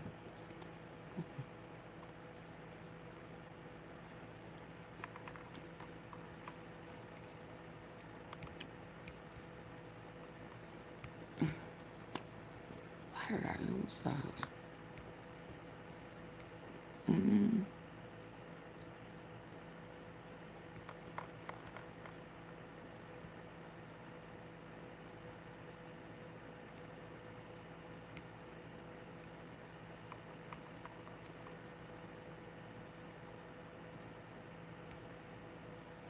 It is. My grandma had a really unusual name, Livia, and I was really curious about where it came from, so... Sí, mire cómo nos tienen aquí. Mire qué migración con los... They don't speak English. U.S. lawsuit. What? There have been more and more stories that we're starting to see about the U.S. government essentially trying to create a network of concentration camps. They're going around buying up warehouses to create these detention centers with the goal of being able to detain an extra 80,000 people. They planning. They are I can't all understand across why the country. she's. Apparently, according to a video put out by Pat, what's the District 18? Ryan. Pat Ryan, congressman from District 18. They are looking at 8 regional centers and then more satellite detention centers around those 8 regional centers. These are buildings that are in no way set up to accommodate people, and we have now seen clips of like what people are being put through in these concentration camps. Yeah. Here is let's play this clip. This is from CBS Washington D.C. USA 9. And you may have seen this clip at the beginning. We played this of how tight and these conditions are with the blankets over them. That was leaked out of this Baltimore detention center. Right. But this local news station was able to get a former ICE worker to speak to them on the condition of anonymity about what he saw there, and it's disturbing. Interview. We're disguising the identity of a former worker here at the ICE detention facility on the 6th floor of this federal building in Baltimore because they signed a non-disclosure agreement before starting work here, which means they could face legal retaliation for talking about it. People laying on the floor, head to toe. Yeah. That reminded me of the pictures that I Put him in the chain. I mean, worker here at the ICE like detention ICE. facility on the 6th floor of this federal building in Baltimore because they signed a non-disclosure agreement before starting work here, which means they could face legal retaliation for talking about it. people laying on the floor, head to toe. That reminded me of the pictures that I saw in elementary school of how they brought the slaves from Africa. For months, this person had access to what our cameras are not allowed to see. Mire cómo nos tienen aquí. Mire qué migración nos tienen. The inside of the same Baltimore ICE detention center showed in this viral video. Nos tienen en un depósito aquí en Baltimore. Are not allowed to see. Mire cómo nos tienen aquí. Mire qué migración nos tienen. The inside of the same Baltimore ICE detention center showed in this viral video. Nos tienen en un depósito aquí en Baltimore. The former worker showed WUSA 9 documentation proving they were employed there. It was probably day one or day two that I saw the abuse. What did you see? I saw people laying in feces, Oh, wow. people throwing up.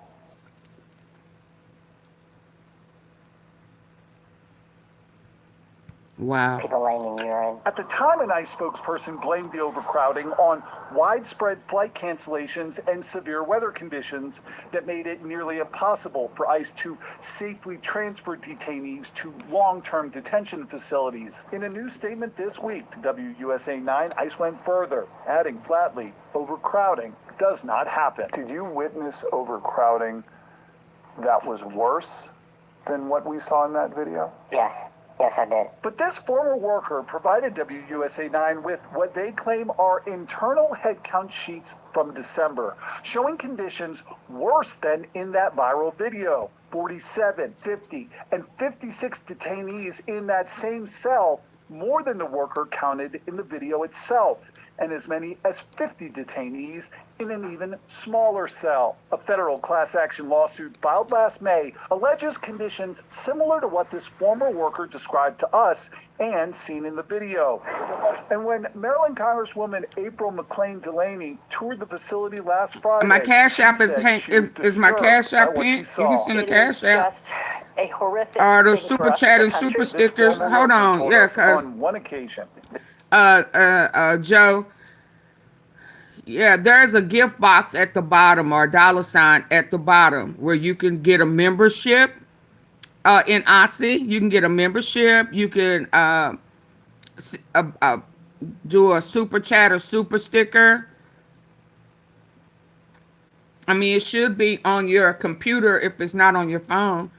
But the super chat super sticker is the $ box at the bottom.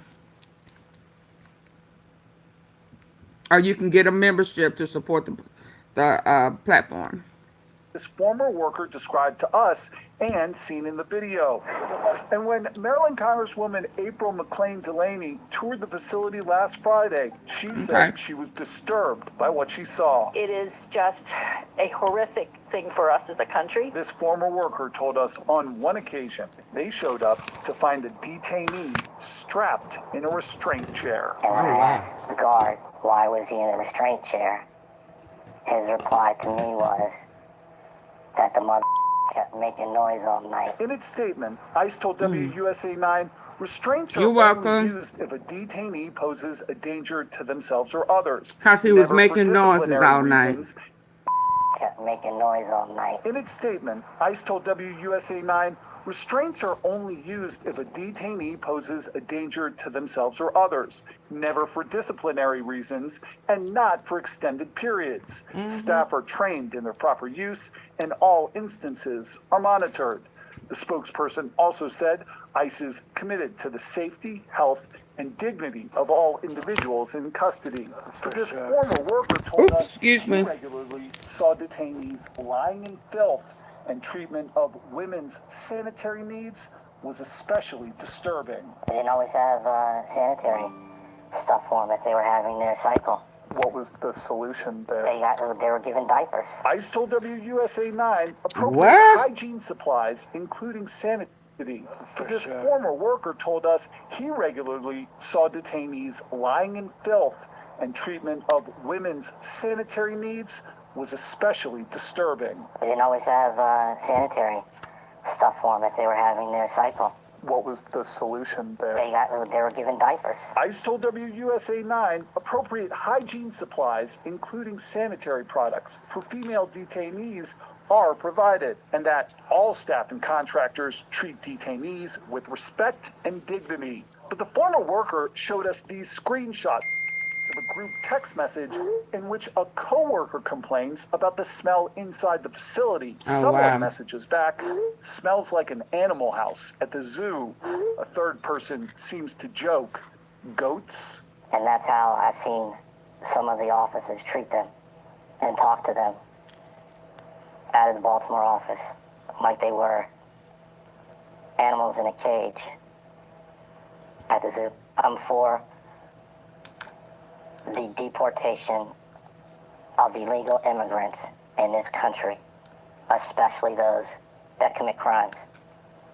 I've said it when I got hired. I said it in the interview. I knew who I was working for when I took this job. I had no problems with doing my job. I just have problems with the abuse and the treatment of it. Parents of children who play Roblox. If your child was sexually exploited, abused, or pressured to share explicit content, Yeah. I mean, there is absolutely no reason to believe that this type of stuff isn't going on at these other detention facilities, particularly because we have reports of people purposely being put in these type of conditions as a way of getting them to short circuit their own legal process that they are already involved in to get legal status in this country.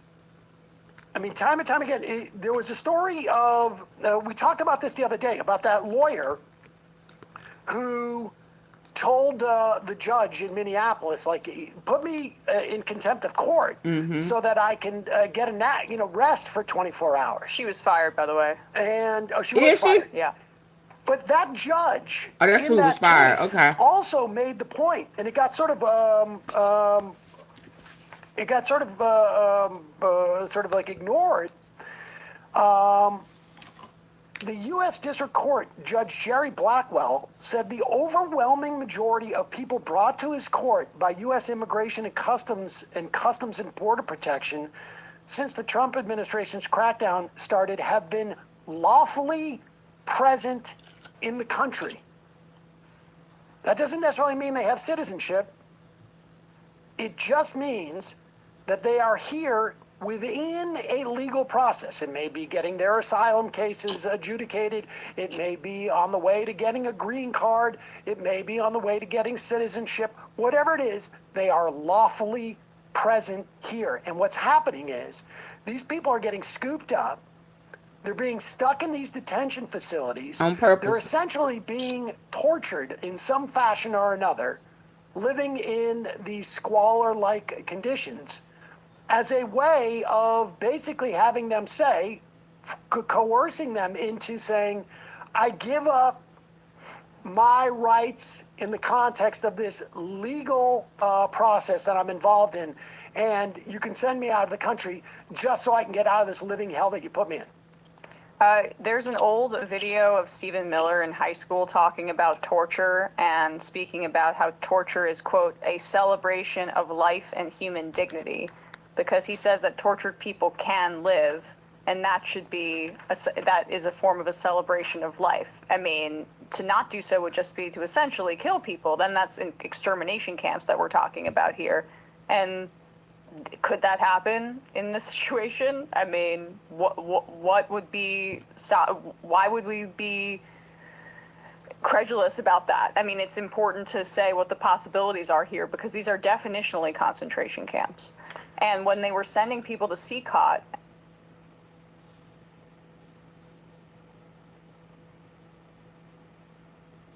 I'm sorry. And they were shaving those men's heads and binding them together and humiliating them and torturing them and keeping lights on at all hours and sexually assaulting them. That the reason that they sent them there was because they couldn't necessarily get away with doing that at home. But right now they're going to try everything up into that point. This hearing that took place last Tuesday, where the attorney basically said this job sucks, subsequently fired. The judge in that February 3rd hearing said the overwhelming majority of the hundreds seen by this court have been found to be lawfully present. They live in their communities. Some are separated from their families. The reason for the hearing on Tuesday was, quote, compliance with court orders, with Blackwell seeking answers from the federal government on why lawful citizens are being held in custody when they, quote, should have been left alone and, quote, not arrested in the first place. Understand what's happening here with this.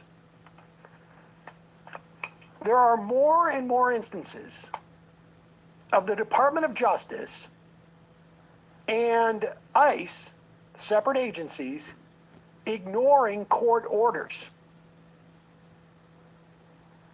You'll read stories of ICE was required to not deport somebody, and they had already deported them, and they're not going to bring them back. And the problem is these courts are afraid to bring it to a head, because that's when you start to have a sort of recognized constitutional crisis. And it's sort of like, the analogy would be like you're in a relationship and you're conflict avoiding, because you know if you hit the real conflict, you're going to have to break up, and maybe you have kids and you don't want to deal with the divorce or whatever. Act like I never saw those text messages. Exactly, because a lot of these judges are in courts that aren't high enough, where they feel like they may have the authority to make the administration come to it, and they also don't want to be responsible for this constitutional crisis to become that obvious in their jurisdiction. But what's horrifying is that we already know people are dying in ICE detention, and we know that ICE has stopped paying medical detainee treatment since October. And if these are the conditions that people are in, sleeping in urine and feces and women in diapers because they have no pads or tampons for them, the amount of squalor and the unsanitary conditions means that people are going to be dying, and they're experiencing severe health issues at this current moment. It's horrible. And there's no oversight. I mean, is an NDA for that kind of work standard practice? I mean, that's the thing. It's like, what? This is the government. The government is now issuing NDAs? I mean, I could see it. I could see it, obviously, like if you're working in Intel, but national secrets. But ding, ding, ding, ding, ding. That's what it is. It's because I got ICE a and DHS membership. are an outgrowth of the national security Thank state. you, Joe. They're using Thank those same you. tactics that you would some sort of mercenary. I'm sorry, I was late seeing it. I was trying to find the autopsy. So thank you, Sorted. Thank you, Auntie Fee.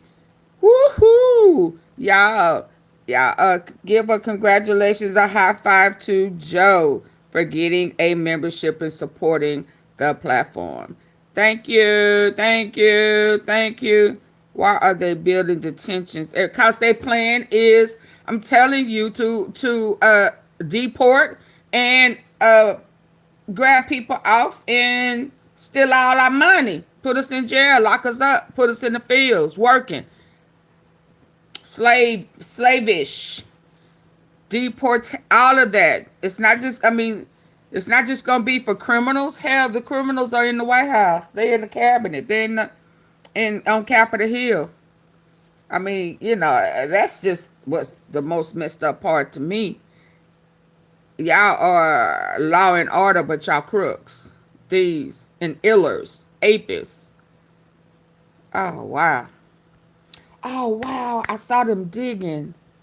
Oh, my God. Let's Abroad, go. it's the imperial boomerang. I mean, I know that I some people forgot. don't They like digging somewhere. that term for this. I think that Cesare was on point about it, but saying that, like, yeah, there are slave catchers and others. You hear that? Right there. That you can. You hear that, Specs? She said it right there. They just disguising it. Police and DHS are an outgrowth of the national security state. They're using those same tactics that you would some sort of mercenary abroad. It's the imperial boomerang. I mean, I know that some people don't like that term for this. I think that Cesare was on point about it, but saying that, like, yeah, there are slave catchers and others where that you can draw parallels to American history, and we shouldn't say that this hasn't been tactics that have been used against black people and brown people in this country for quite a while.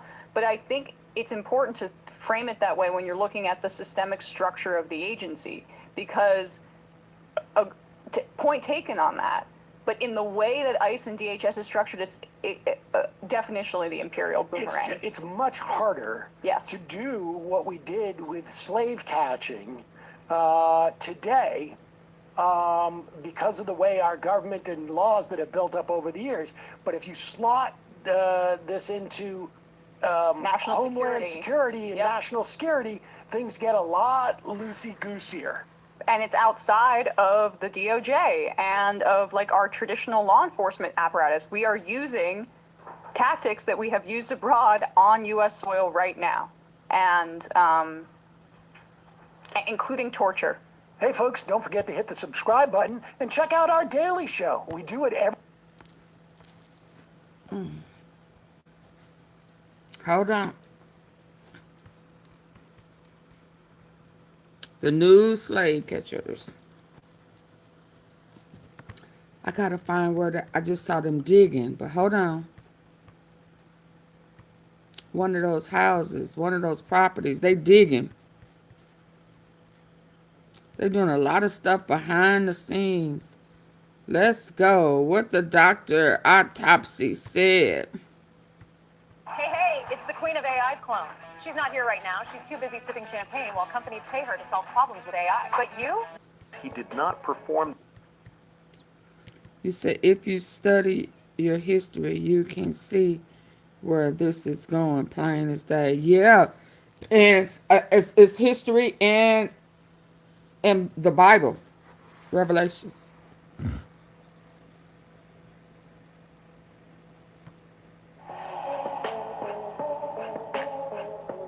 Fresh controversy is erupting around the death of disgraced financier Jeffrey Epstein after a doctor who observed his post-mortem examination said the death case deserves to be reopened. Pathologist Michael Baden, who attended the 2019 autopsy as a representative of Epstein's estate, now says the official explanation of suicide does not fully align with the medical evidence. Speaking to The Telegraph, Baden argued that the injuries were more consistent with strangulation. With what? Let's go. Official explanation of suicide does not fully align with the medical evidence. Speaking to The Telegraph, Baden argued that the injuries were more consistent with strangulation pressure than hanging, reigniting one of the most disputed deaths in modern criminal history.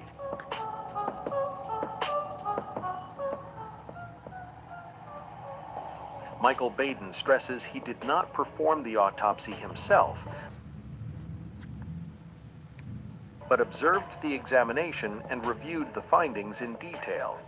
According to his comments reported by The Telegraph, he believes the information available at the time was insufficient to reach a final conclusion. He says both he and the original examiner agreed more data was needed before declaring the manner of death. Despite that, the case was later officially ruled a suicide while Epstein was awaiting trial on sex trafficking charges, a decision that has remained controversial ever since. The debate has intensified following massive document releases tied to the United States Department of Justice investigation into Epstein's network. Among the materials is surveillance footage from the night he died while Epstein was awaiting trial on sex trafficking charges, a decision that has remained controversial ever since. The debate has intensified following massive document releases tied to the United States Department of Justice investigation into Epstein's network. Among the materials is surveillance footage from the night he died Thank you, inside his Specs and jail Peter. cell. Observers quickly noticed what appears to be a missing minute in the video timeline, a gap that conspiracy theorists argue could represent a critical window. While officials have dismissed sinister interpretations, the missing segment continues to fuel suspicion online. Another clip from the same night shows an orange object moving near Epstein's cell, which some internet investigators have speculated could be a person in prison clothing. Authorities have never confirmed that interpretation, but the imagery has circulated widely, keeping public attention fixed on the circumstances of his death. Michael Baden maintains that unanswered questions like these justify a renewed forensic review, especially given the global impact of the Epstein case. A redacted version of the post-mortem report released months later added more intrigue. In the document, Epstein's manner of death was initially marked as pending, with neither suicide nor homicide boxes checked. Baden says his own professional findings at the time were inconclusive. He claims the final ruling was later determined by New York's chief medical examiner, who was not present during the autopsy itself, a detail he argues should prompt closer scrutiny. That examiner, former New York Chief Medical Officer Barbara Sampson, has firmly rejected Baden's interpretation. She publicly stated she stands by her conclusion that Epstein died by hanging and that the manner of death was suicide. The clash between two high-profile forensic voices has turned the case into a long-running medical and legal standoff, one that continues to divide experts. Since Epstein's death in August 2019, the release of millions of investigative files has kept the scandal alive in public memory. Each new batch of records revives debate over how such a high-profile inmate died under federal supervision. Legal commentators note that the combination of celebrity connections, sealed documents, and jailhouse failures created a perfect storm for enduring suspicion.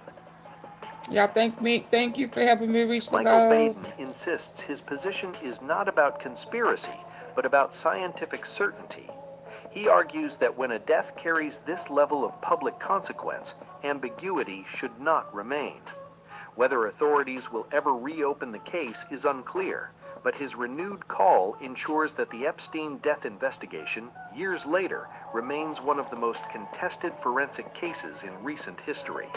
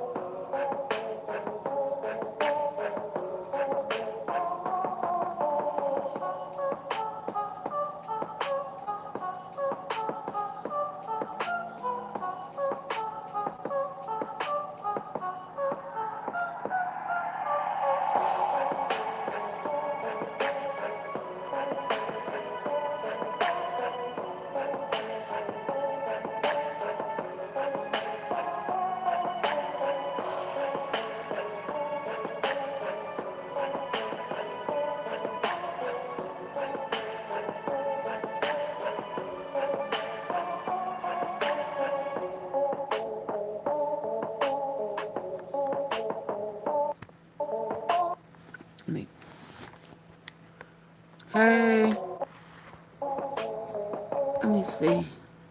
Oh man, early I can't remember where I saw where they was digging, and I don't know which property, but one of his properties they were digging. Oh man, let's see if I saved it. Let me see this. Let's see which is next. They go to autopsy.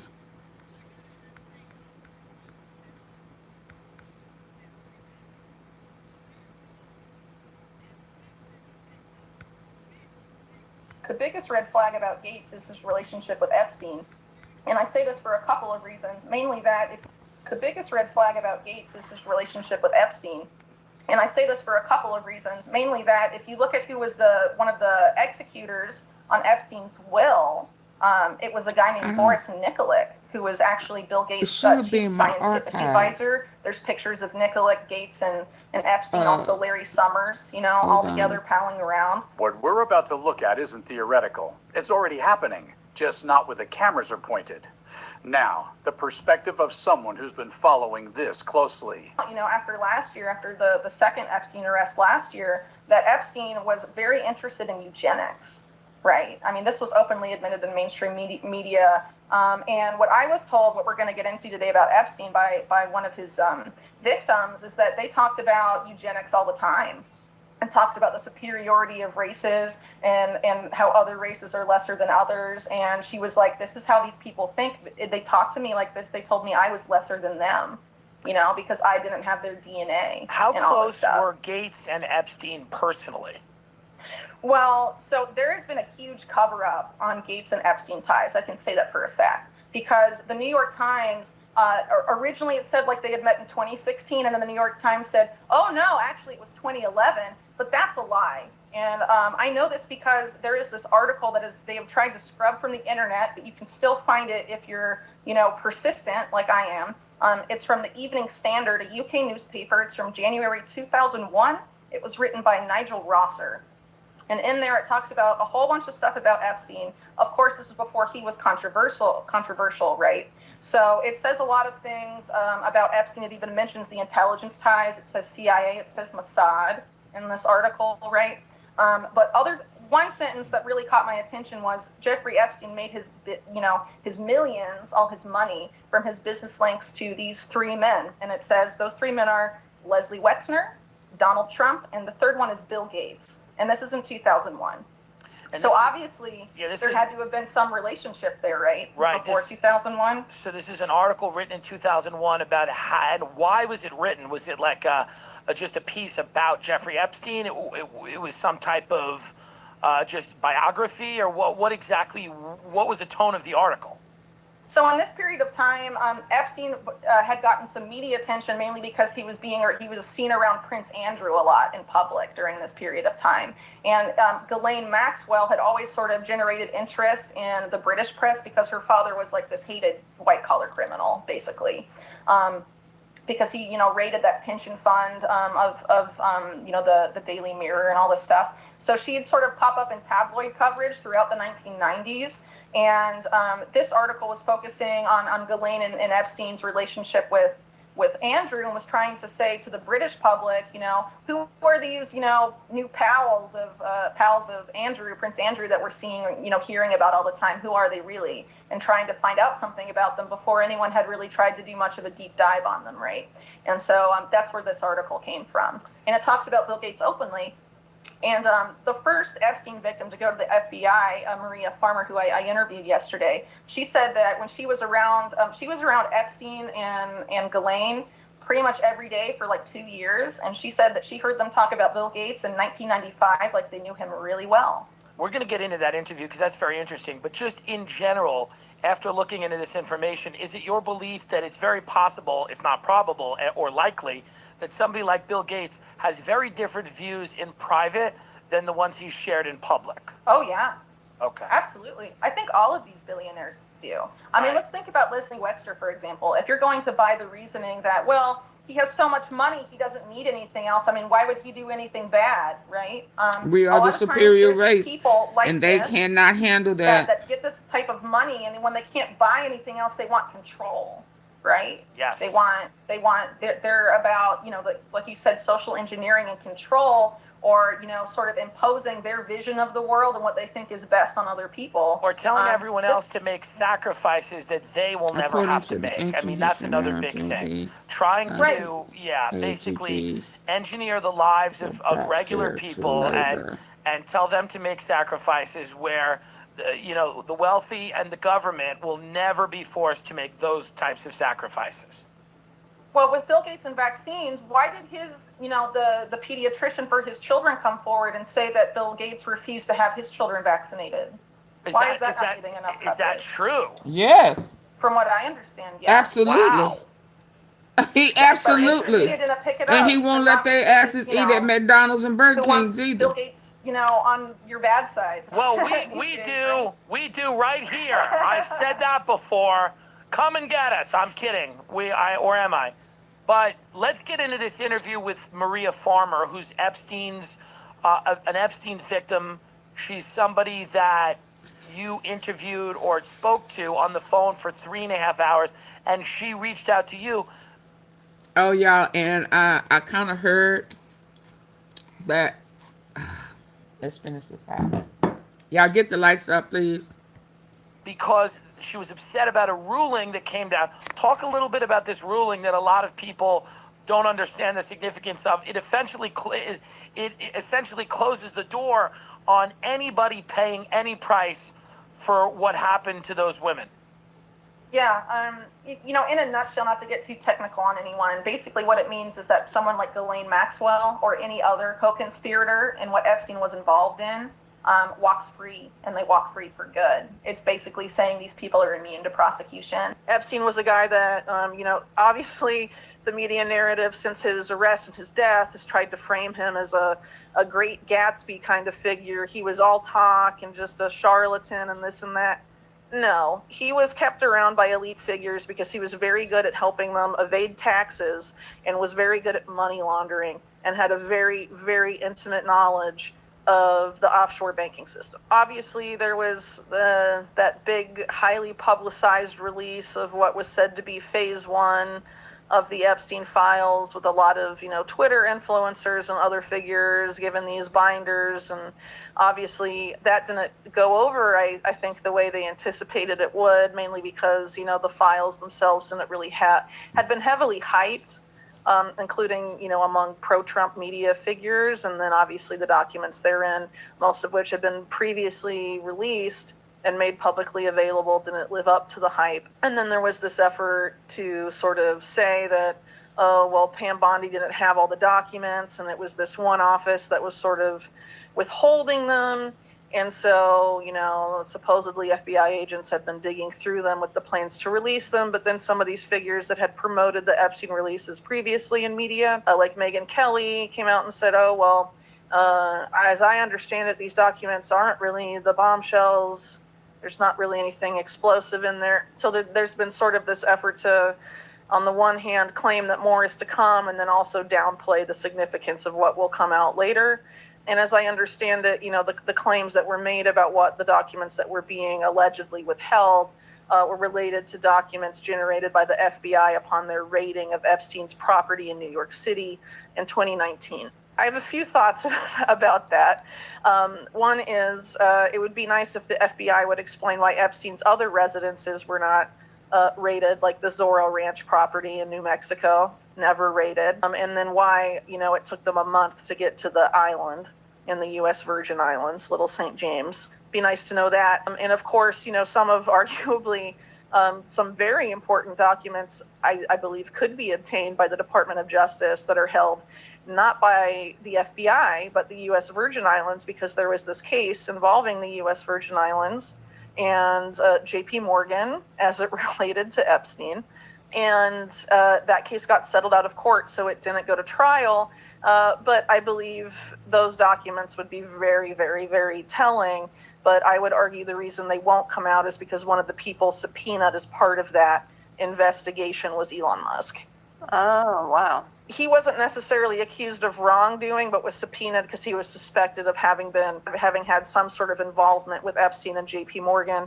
And there are allegations, of course, not really allegations, but, it was reported, before Musk was closely affiliated with Trump that Epstein had been advising Tesla and was part of this effort in 2018 to take Tesla private with Gulf oil money or Saudi money. And at the time, Epstein was advising Mohammed bin Salman, the crown prince of Saudi Arabia, and was also known to have a close relationship with the elite families of the United Arab Emirates, and also Kuwait, and I think Bahrain as well.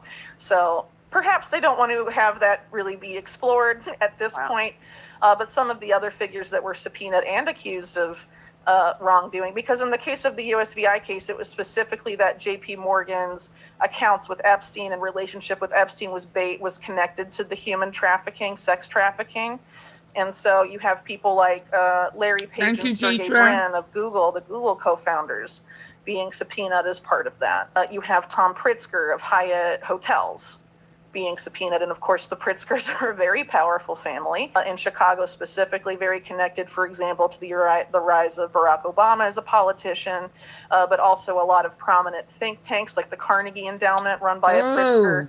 And I think Tom Pritzker, who was subpoenaed here, ran for a long time or was chairman of the board of CSIS, which is one of these very national security adjacent think tanks with a lot of influence on U.S. national security policy. So probably people that can afford to be sort of left out of the limelight, I guess, because a lot of... Enhance your membership with the American Express Platinum Card and access over $3,500 in annual value. A lot of, what I've argued for a long time as it relates to Epstein is that, there's been a pretty much exclusive focus on his sex crimes, but not his financial crimes. Epstein was a guy that, obviously the media narrative since his arrest and his death has tried to frame him as a great Gatsby kind of figure. He was all talk and just a charlatan and this and that. No, he was kept around by elite figures because he was very good at helping them evade taxes and was very good at money laundering and had a very, very intimate knowledge of the offshore banking system, where a lot of these families historically hide their money. So like the Pritzker family, for example, have early ties to organized crime going back to like the 20s and 30s. And they were one of the main clients early on of Castle Bank, which brings together some organized crime-linked figures, and also the CIA through Paul Hellawell, who was a CIA banker that helped set it up. And, it helped launder money for organized crime interests and also some of these families like the Pritzkers who later became very politically powerful. So, and of course, the governor, J.B. Pritzker. Yeah, sure. And Penny Pritzker was Obama's Secretary of Commerce. Right. And the Pritzkers and the Crowns, who, Lester Crown was part of the mega group that we talked about earlier. And the Crown family, going back to Henry Crown, have extensive organized crime ties as well. They sort of helped Barack Obama's early career, for example, and sort of helped propel him to the presidency, and first as a senator, right? But sort of, have a lot of influence on Democratic politics in Chicago in particular. So it's really not surprising that you'd have a Pritzker be governor there. But they're quite a powerful and influential family. It doesn't really get talked about a lot. And speaking of the Crowns, on the board of JP Morgan for a long time was James Crown, Lester Crown's son, who, along with banking interests in Ohio, intimately tied to Leslie Wexner, basically created a modern-day J.P. Morgan with Jamie Dimon at the helm. They're totally responsible for Jamie Dimon being in charge of that bank, namely Crown, and also this guy named John Kessler, who, is just as much a Leslie Wexner henchman as Epstein was, and was intimately involved with Epstein as well. Those are the people that put Jamie Dimon in charge. Hold on. That you'd have a Pritzker be governor there. But they're quite a powerful and influential family. It doesn't really get talked about a lot. And speaking of the Crowns, on the board of JP Morgan for a long time was James Crown, Lester Crown's son, who, along with banking interests in Ohio, intimately tied to Leslie Wexner, basically created the modern day JP Morgan with Jamie Dimon at the helm. They're totally responsible for Jamie Dimon being in charge of that bank, namely Crown, and also this guy named John Kessler, who as much a Leslie Wexner henchman as Epstein was, and was intimately involved with Epstein as well. So, those are the people that put Jamie Dimon in charge. Arguably, that explains why why Epstein and JP Morgan Dimon at the helm. They're totally responsible for Jamie Dimon being in charge of that bank, namely Crown, and also this guy named John Kessler, who, is just as much a Leslie Wexner henchman as Epstein was, and was intimately involved with Epstein as well. So, those are the people that put Jamie Dimon in charge. Arguably, that explains why why Epstein and JP Morgan had such a close relationship, and I responsible for Jamie Dimon being in charge of that bank, namely Crown, and also this guy named John Kessler, who, is just as much a Leslie Wexner henchman as Epstein was, and was intimately involved with Epstein as well. So, those are the people that put Jamie Dimon Epstein in was charge. getting it in with these Arguably, that men. explains why why Epstein and JP Morgan had such a close relationship, and I think they just couldn't have that case go to court. So Pam Bondi could get a lot of that information if she wanted to, but I don't think there's any interest in exploring that. What about Megyn Kelly? You said that she was. Are you saying that she was downplaying it, or are you saying she was just reporting on? Yeah, well, I don't regularly watch her show. I want to make that very clear, full disclosure. But I was shown a clip that had been posted on Twitter of her subsequently after the first release, saying that Thank you, Peter. it was her understanding just that the documents that were allegedly being real sifted quick. through after the phase I was trying to set another live, and so I it's really kept not surprising hearing that you have it. a Pritzker governor Like, there. what'd she But say? they're quite a powerful and influential family. It doesn't really get talked about a lot. And speaking of the Crowns, on the board of JP Morgan for a long time was James Crown, Lester Crown's son, who, along with banking interests in Ohio, intimately tied to Leslie Wexner, basically created the modern day JP Morgan with Jamie Dimon at the helm. They're totally responsible for Jamie Dimon being in charge of that bank, namely Crown, and also this guy named John Kessler, who, is just as much a Leslie Wexner henchman as Epstein was, and was intimately involved with Epstein as well. So, those are the people that put Jamie Dimon in charge. Arguably, that explains why why Epstein and JP Morgan had such a close relationship, and I think they just couldn't have that case go to court. So Pam Bondi could get a lot of that information if she wanted to, but I don't think there's any interest in exploring that. What about Megyn Kelly? You said that she was. Are you saying that she was downplaying it, or are you saying she was just reporting on? Yeah, well, I don't regularly watch her show. I want to make that very clear, full disclosure.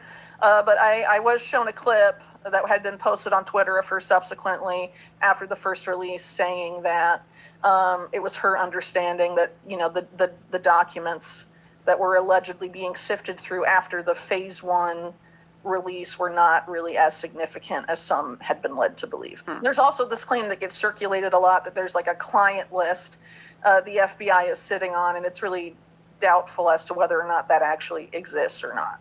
So, the idea of the client list is like, who did Epstein film and who is compromised? Will that come out? And, we pretty much can look at a few names of who were likely the people that were compromised, but I don't think that's any substitute for going after the people who sponsored the compromising, right? Because obviously they're the ones trying to control the people who were compromised for their benefit. So you should absolutely look at that. And so, I think this is just kind of an effort to, make it appear like there's transparency when there really isn't as much transparency as people are being led to believe. And also, transparency in this case is no substitute for investigating and prosecuting people who absolutely should be targeted, like Leslie Wexner. Right. And his, business empire that Epstein helped build. Epstein's relationship with Bear Stearns, which arguably helped set off the 2008 financial crisis, absolutely should be scrutinized. It has not. His relationship with JP Morgan and Deutsche Bank, obviously the JP Morgan one was covered up because they settled out of court and kept all the information from coming out in court. And then also there's the case of, Epstein and the Deutsche Bank case, where, one of the judge overseeing it, her son was murdered as she was about to start overseeing that case. And then no one reports on it, and then it settles out of court as well. Obviously, I think there is some stuff there with the money flows that is a big problem for both parties. And so even though you think it would be politically expedient, for the Trump administration, to report on, Tom Pritzker or something like that, since his family's so tied to like the Obama network or whatever, it's not going to happen, because you pull on some of that and it just stares out too much dirty laundry of the whole system that absolutely involves both parties. And also, there's the case too that the Trump administration could have put out information related to Epstein's White House visits during the Clinton administration, which you think again would be politically expedient for the Trump administration, but there's no way they'll touch that. Because as I mentioned earlier, it's related to this, there was arms trafficking and all sorts of other crazy things going on with, a lot of people that had previously been involved in the Iran-Contra network. And Trump world has ties to that. So I don't think they'd be interested in having. I think debt is a very real and serious issue. And the amount of debt the U.S. government has accrued, I think, is a testament to the poor fiscal management of the U.S. government. And not just the executive branch, but Congress as well. And it's been going on for a very, very, very long time. And not a lot has been done about it. And really, in the post 9/11 era, the amount of debt that, the U.S. government has taken on has just absolutely ballooned when you compare it to previous decades. And I think a lot of that has to do with the foreign wars that the U.S. government has engaged in, including ones that aren't formally declared, in this sort of effort to expand, the military empire abroad and sort of maintain that hegemony and dominance. And historically, a lot of that was also directly related to dollar hegemony, the petrodollar system, which now we know has essentially been on the way out. But a colleague of mine, Mark Goodwin, put out a book a few years ago about this idea of the Bitcoin dollar system and this idea that the U.S. government would sort of use Bitcoin and create the system that's like an analog to the petrodollar system, where because most people, when Bitcoin is purchased, usually it's done with, by buying dollars first in order to purchase Bitcoin, for example. Situation you'd be just like in the case of, the petrodollar where, the price of oil it's priced in dollars. You're generating artificial demand for dollars to buy some sort of. Oh, and by the way, I think they've had a third Bitcoin request. The kidnappers, they're milking Savannah Guthrie and her family for Bitcoins. Shit. Which we know Epstein created it. And that's the only way Trump can get money because his accounts have been seized. When Bitcoin is purchased, usually it's done with, by buying dollars first in order to purchase Bitcoin, for example. Situation you'd be just like in the case of, the petrodollar where, the price of oil it's priced in dollars. You're generating artificial demand for dollars to buy some sort of energy commodity or energy asset. And Bitcoin sort of is an energy asset. At the end of the day, it's moving, essentially attempting to create the same system, but instead of with oil, with Bitcoin. And most of the Bitcoin holdings in the world are concentrated in the United States, and the U.S. government itself is one of the biggest holders of Bitcoin in the world. So I think there's sort of this effort there to do that, and this was actually implicit in Trump's speech that he gave at the Bitcoin conference a few months ago, sort of saying that's what he sort of saw utility in Bitcoin for, in a sense. And but I think also that has a lot of causes a lot of complications when it relates to the ethos when of Bitcoin. When did he change his mind on Bitcoin? He was just advertising last night. Irresponsible central bank policy and fiscal policy.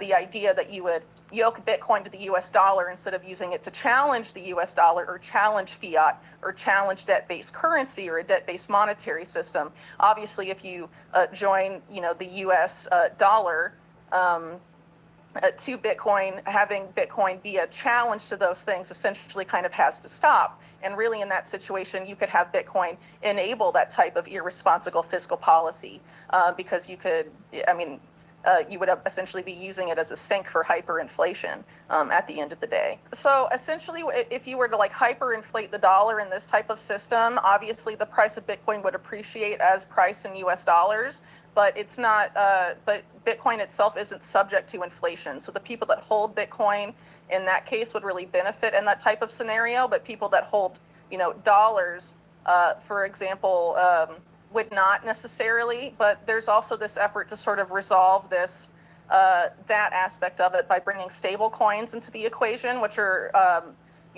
digital dollars, but they're kind of gobbling up U.S. treasuries. Are buying sort of like nation state level amount of U.S. government debt and servicing the debt at the same time. So sort of the Bitcoin dollar system, as I understand it. And again, this is Mark Goodwin's work. So again, he can probably explain it a I lot want better to than me thank and you, the Tiffy. detailed Your help mechanisms and all of that. speech got But me as I wanting to understand do it, better. he would have to have sort of these Stop dollar stable coins dependency, in the mix detox, as well, watch what I as a eat, way to sort of no fast absorb food, government water, debt. And even, natural these beverages. things may not be enough to I'm day absorb all of 2, the debt that no we smoking. have.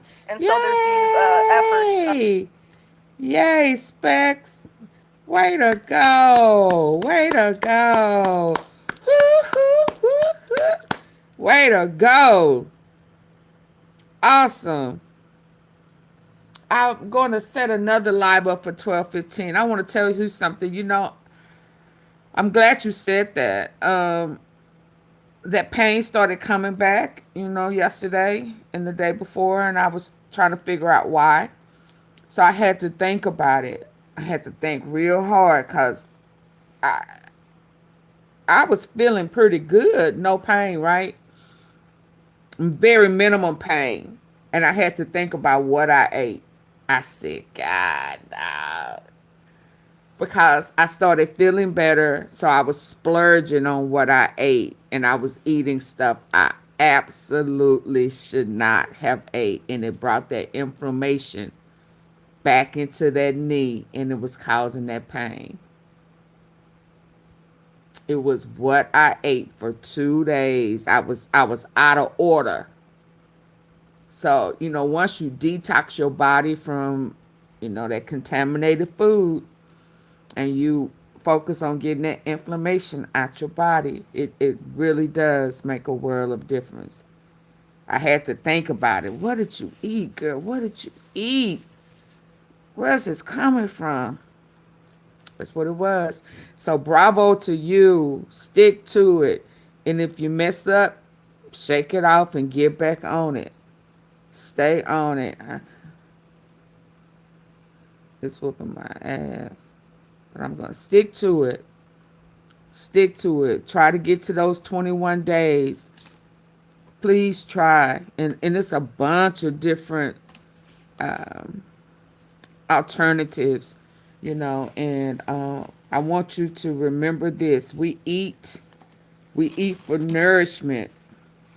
We think we eat for taste. Eat for nourishment. And if it don't always taste good, but it's going to help you, eat it fast. Eat it fast. Just gobble it on down. But yes, I started out different today. Here's my cup. Yeah, I had my Greek yogurt with, some seeds in there. You're welcome. I had to do better because it had started back hurting and I almost slid to the side. I'm like, whoa. And it was that inflammation out. Yeah. So listen, y'all, I'm going to go ahead and end this one. I'm going to leave it here. I got some the dark truth. And we're going to, it's late in the hour. It's going to be past midnight. We're going to listen to a male Gissam tried to warn us. What Cat Williams said about Naomi. Because when whoever Trump was kissing on them, could that have been Naomi? I don't think that was Naomi. I think it was... I saw somewhere that somebody said that they thought it was Kim Kardashian. But that lady looked black to me. Just read that. Just read that. She is on it. Yeah, so I'm going to come back. I think I have it set at 12:15. Go use the restroom, get you some tea, get you some whatever. And we're going to come back at 12:15. It should already be set. Y'all want to go ahead and double check and see if y'all see a live set at 12. I think it has kind of a blue background when do anybody see it over there that's set? So we're gonna talk about the dark truth. I think of the Eyes Wide Shut, Mel Gibson. I wish I would have marked the one where I saw them digging. I can't remember where I saw it. A Trump had a security threat buried in Trump's golf course. I'm not sure. Somewhere they was digging on one of Epstein's property, and I don't know where I saw that just yet. Hopefully in these 16 minutes, I'll find it. Okay, y'all, if you didn't hit the like button coming in, can you do a sister a favor? Like, share, and subscribe. I need 30 people to hit the like button. I don't know what's going on tonight.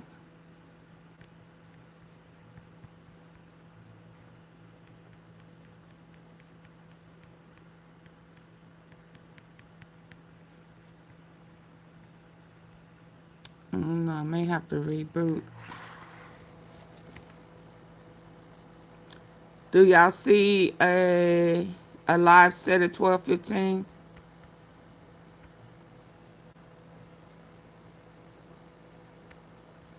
Oh, what are these three?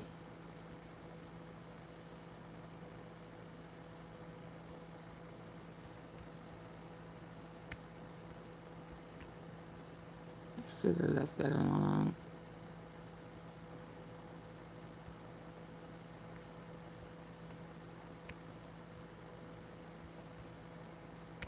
Okay, y'all, I'll be back at 12:15.